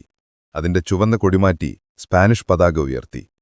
കപ്പലിലെ ഭൂരിഭാഗം പീരങ്കികളും ചരക്കുകൾക്കടിയിൽ ഒളിപ്പിച്ചു. ഒരു പാവം സ്പാനിഷ് കച്ചവടക്കാരനെപ്പോലെ അദ്ദേഹം ലെവാസ്യൂറിന്റെ താവളത്തിനടുത്തേക്ക് കപ്പലോടിച്ചു. ബ്ലഡിന്റെ തന്ത്രം ഫലിച്ചു.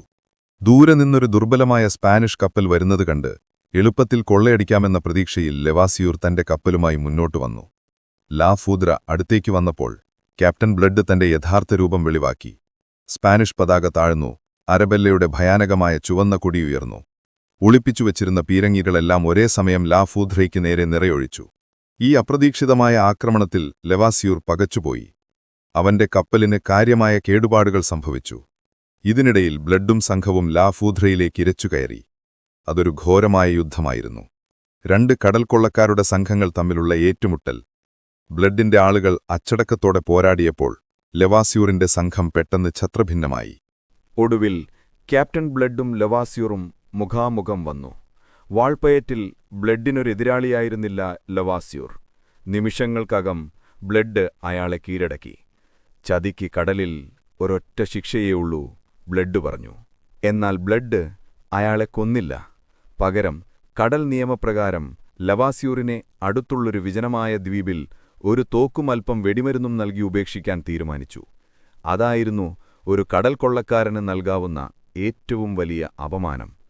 ലവാസ്യൂറിന്റെ കപ്പലായ ലാ ഫ്യൂദ്രയും അതിലെ സമ്പത്തും ബ്ലഡ് കൈക്കലാക്കി. ലവാസ്യൂറിന്റെ സംഘത്തിലെ ഭൂരിഭാഗം പേരും തങ്ങളുടെ പഴയ ക്യാപ്റ്റനെ ഉപേക്ഷിച്ച് ക്യാപ്റ്റൻ ബ്ലഡിന്റെ സംഘത്തിൽ ചേരാൻ സന്നദ്ധത പ്രകടിപ്പിച്ചു. ഇത് ബ്ലഡിന്റെ ശക്തി ഇരട്ടിയാക്കി. ഇപ്പോൾ അദ്ദേഹത്തിന്റെ പക്കൽ 2 ശക്തമായ കപ്പലുകളുണ്ട്, അരബെല്ലയും ലാ ഫ്യൂദ്രയും. ഈ വിജയത്തോടെ ക്യാപ്റ്റൻ ബ്ലഡ് കരീബിയനിലെ ഏറ്റവും ശക്തനായ കടൽക്കൊള്ള നേതാവായി മാറി. അദ്ദേഹത്തിന്റെ പേരുകേട്ടാൽ സ്പാനിഷ് കപ്പലുകൾ വഴിമാറിപ്പോകാൻ തുടങ്ങി. അദ്ദേഹം തന്റെ ഭരണം ടോർട്ടൂഗ എന്ന ദ്വീപിലേക്ക് വ്യാപിപ്പിച്ചു. അക്കാലത്ത് കടൽക്കൊള്ളക്കാരുടെ പറുദീസയായിരുന്നു ടോർട്ടൂഗ. ബ്ലഡ് അവിടത്തെ പ്രധാന നേതാക്കളിലൊരാളായി. അദ്ദേഹം അവിടെ നീതിയും നിയമവും സ്ഥാപിച്ചു. കൊള്ളമുതൽ പങ്കുവയ്ക്കുന്നതിലും തർക്കങ്ങൾ പരിഹരിക്കുന്നതിലും അദ്ദേഹം ഒരു ന്യായാധിപനെപ്പോലെ പ്രവർത്തിച്ചു. ഇതിനിടയിലാണ് യൂറോപ്പിൽ രാഷ്ട്രീയ സാഹചര്യങ്ങൾ മാറിമറിയുന്നത്. ഇംഗ്ലണ്ടിൽ മഹത്തായ വിപ്ലവം അഥവാ ഗ്ലോറിയസ് റവല്യൂഷൻ നടന്നു. പ്രൊട്ടസ്റ്റന്റുകാരുടെ എതിർപ്പിനെ തുടർന്ന് ജെയിംസ് രണ്ടാമൻ രാജാവ് സ്ഥാനഭ്രഷ്ടനാക്കപ്പെടുകയും ഫ്രാൻസിലേക്ക് പലായനം ചെയ്യുകയും ചെയ്തു. പകരം വില്യം ഓഫ് ഓറഞ്ചും അദ്ദേഹത്തിന്റെ ഭാര്യ മേരിയും ഇംഗ്ലണ്ടിന്റെ പുതിയ ഭരണാധികാരികളായി. ഇതോടെ ഇംഗ്ലണ്ടും ഫ്രാൻസും ജെയിംസ് രണ്ടാമന് അഭയം നൽകിയ ഫ്രാൻസും തമ്മിൽ യുദ്ധം പ്രഖ്യാപിച്ചു. ഈ വാർത്ത കരീബിയനിലുമെത്തി. ഫ്രാൻസിന്റെ സഖ്യകക്ഷിയായിരുന്നു സ്പെയിൻ. അതുകൊണ്ട് ഇംഗ്ലീഷ് കോളനികളും ഫ്രഞ്ച് സ്പാനിഷ് ശക്തികളും തമ്മിൽ കരീബിയനിൽ നിരന്തരം സംഘർഷങ്ങൾ തുടങ്ങി. ജമൈക്കയിലെ ഇംഗ്ലീഷ് ഗവർണർ ഒരു വലിയ പ്രതിസന്ധിയിലായി. ഫ്രഞ്ച് നാവികസേനയുടെ ഒരു വലിയ വിഭാഗം ജമൈക്ക ആക്രമിക്കാൻ വരുന്നു എന്ന വിവരം അദ്ദേഹത്തിന് ലഭിച്ചു. എന്നാൽ അവരെ പ്രതിരോധിക്കാൻ ആവശ്യമായ കപ്പലുകളോ സൈനികരോ അദ്ദേഹത്തിന്റെ പക്കലുണ്ടായിരുന്നില്ല. അപ്പോഴാണ് ഗവർണർക്കൊരാശയം തോന്നിയത്. ശത്രുവിന്റെ ശത്രു മിത്രം. കടൽക്കരയിൽ ഫ്രഞ്ചുകാരുടെയും സ്പെയിൻകാരുടെയും പേടിസ്വപ്നമായ ക്യാപ്റ്റൻ ബ്ലഡിന്റെ സഹായം തേടുക. അതൊരു വിരോധാഭാസമായിരുന്നു. ഏതാനും മാസങ്ങൾക്ക് മുൻപ് തലയ്ക്കു വിലയിട്ട അതേ കടൽക്കൊള്ളക്കാരനോട് സഹായം അഭ്യർത്ഥിക്കുക. ഗവർണർ ഒരു ദൂതനെ ടോർട്ടൂഗയിലേക്കയച്ചു. ക്യാപ്റ്റൻ ബ്ലഡിന് ഗവർണറുടെ സന്ദേശം ലഭിച്ചു. ഫ്രഞ്ച് ആക്രമണത്തിൽ നിന്ന് ജമൈക്കയെ രക്ഷിക്കുകയാണെങ്കിൽ അദ്ദേഹത്തിനും സംഘത്തിനും പൂർണ്ണമായ രാജകീയ മാപ്പ് നൽകാമെന്നും ഇംഗ്ലീഷ് നാവികസേനയിൽ ഉന്നത പദവി നൽകാമെന്നുമായിരുന്നു വാഗ്ദാനം.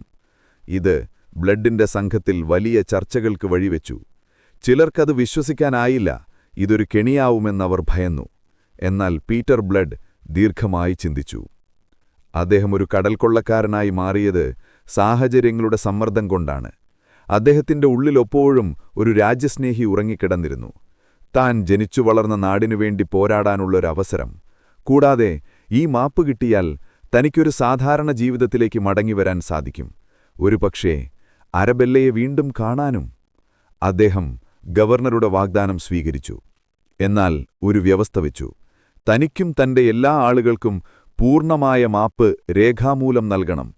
തന്റെ ആളുകളെ ഇംഗ്ലീഷ് നാവികസേനയിൽ തന്റെ കീഴിൽ തന്നെ നിയമിക്കണം. ഗവർണർ നിവൃത്തിയില്ലാതെ ആ വ്യവസ്ഥകൾ അംഗീകരിച്ചു. അങ്ങനെ ചരിത്രത്തിലെ ഏറ്റവും അവിശ്വസനീയമായൊരു സംഭവത്തിന് കരീബിയൻ കടൽ സാക്ഷ്യം വഹിച്ചു. കടൽക്കൊള്ളക്കാരനായ ക്യാപ്റ്റൻ ബ്ലഡും അദ്ദേഹത്തിന്റെ സംഘവും ജമൈക്കയുടെ രക്ഷകരായി മാറി. അവർ തങ്ങളുടെ കറുത്ത കുടി താഴ്ത്തി ഇംഗ്ലണ്ടിന്റെ പതാകയായ യൂണിയൻ ജാക്ക് ഉയർത്തി. അരബെല്ലയും ലാഫ്യൂദ്രയും ഇംഗ്ലീഷ് നാവികസേനയുടെ ഭാഗമായി. ഫ്രഞ്ച് നാവികപ്പട ജമൈക്കയുടെ തീരത്തെത്തിയപ്പോൾ അവരെ കാത്തിരുന്നത് ക്യാപ്റ്റൻ ബ്ലഡിന്റെ പ്രതിഭയായിരുന്നു. വർഷങ്ങളോളം കരീബിയൻ കടലിൽ യുദ്ധം ചെയ്ത് നേടിയ അനുഭവസമ്പത്തും കടലിന്റെ ഓരോ മുക്കും മൂലയും അറിയാവുന്ന അദ്ദേഹത്തിന്റെ കഴിവും ഇംഗ്ലീഷ് നാവികസേനയുടെ അച്ചടക്കവും ഒത്തുചേർന്നപ്പോൾ അതൊരജേയ ശക്തിയായി മാറി. ബ്ലഡിന്റെ തന്ത്രാത്മക നീക്കങ്ങൾക്ക് മുന്നിൽ ഫ്രഞ്ച് സൈന്യം പതറിപ്പോയി. കടലിടുക്കുകളും പവിഴപ്പുറ്റുകളും നിറഞ്ഞ ആ തീരത്ത് ഫ്രഞ്ച് കപ്പലുകളെ ഒന്നൊന്നായി ബ്ലഡ് കെണിയിൽപ്പെടുത്തി. അതൊരു സമ്പൂർണ്ണ വിജയമായിരുന്നു. ഫ്രഞ്ച് നാവികസേന ദയനീയമായി പരാജയപ്പെട്ട് പിൻവാങ്ങി. ക്യാപ്റ്റൻ ബ്ലഡ് ജമൈക്കയുടെ വീരനായകനായി.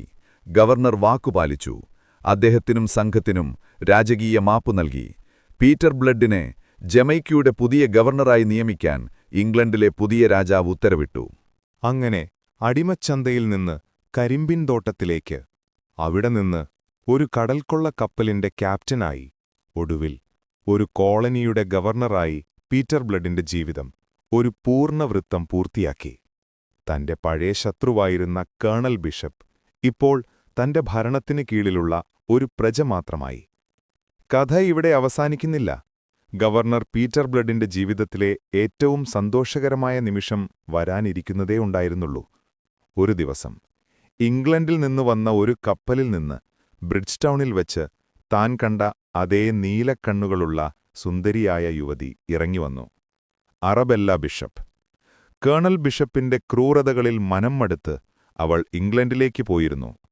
ജമൈക്കയുടെ പുതിയ ഗവർണർ തന്റെ പഴയ സുഹൃത്തായ പീറ്റർ ബ്ലഡ് ആണെന്നറിഞ്ഞപ്പോൾ അവൾ അദ്ദേഹത്തെ കാണാനായി തിരികെ വന്നതായിരുന്നു.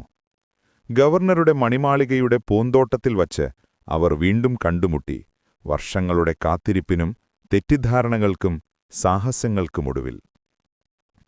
ഗവർണർ ബ്ലഡ്, അവൾ പുഞ്ചിരിയോടെ പറഞ്ഞു. അല്ല അറബല്ല, നിനക്കുവേണ്ടി എപ്പോഴും വെറും പീറ്റർ ബ്ലഡ്, അദ്ദേഹം മറുപടി പറഞ്ഞു. അവരുടെ കഥ ഒരു പുതിയ അധ്യായത്തിലേക്ക് കടക്കുകയായിരുന്നു. പ്രതികാരത്തിന്റെയും പോരാട്ടത്തിന്റെയും തിരമാലകൾ അടങ്ങി സ്നേഹത്തിന്റെയും സമാധാനത്തിന്റെയും ഒരു പുതിയ ജീവിതം അവരെ കാത്തിരുന്നു. കരീബിയൻ കടലിന്റെ ഇതിഹാസമായ ക്യാപ്റ്റൻ ബ്ലഡ് ഒടുവിൽ തന്റെ പ്രണയത്തിന്റെ തുറമുഖത്ത് നങ്കൂരമിട്ടു.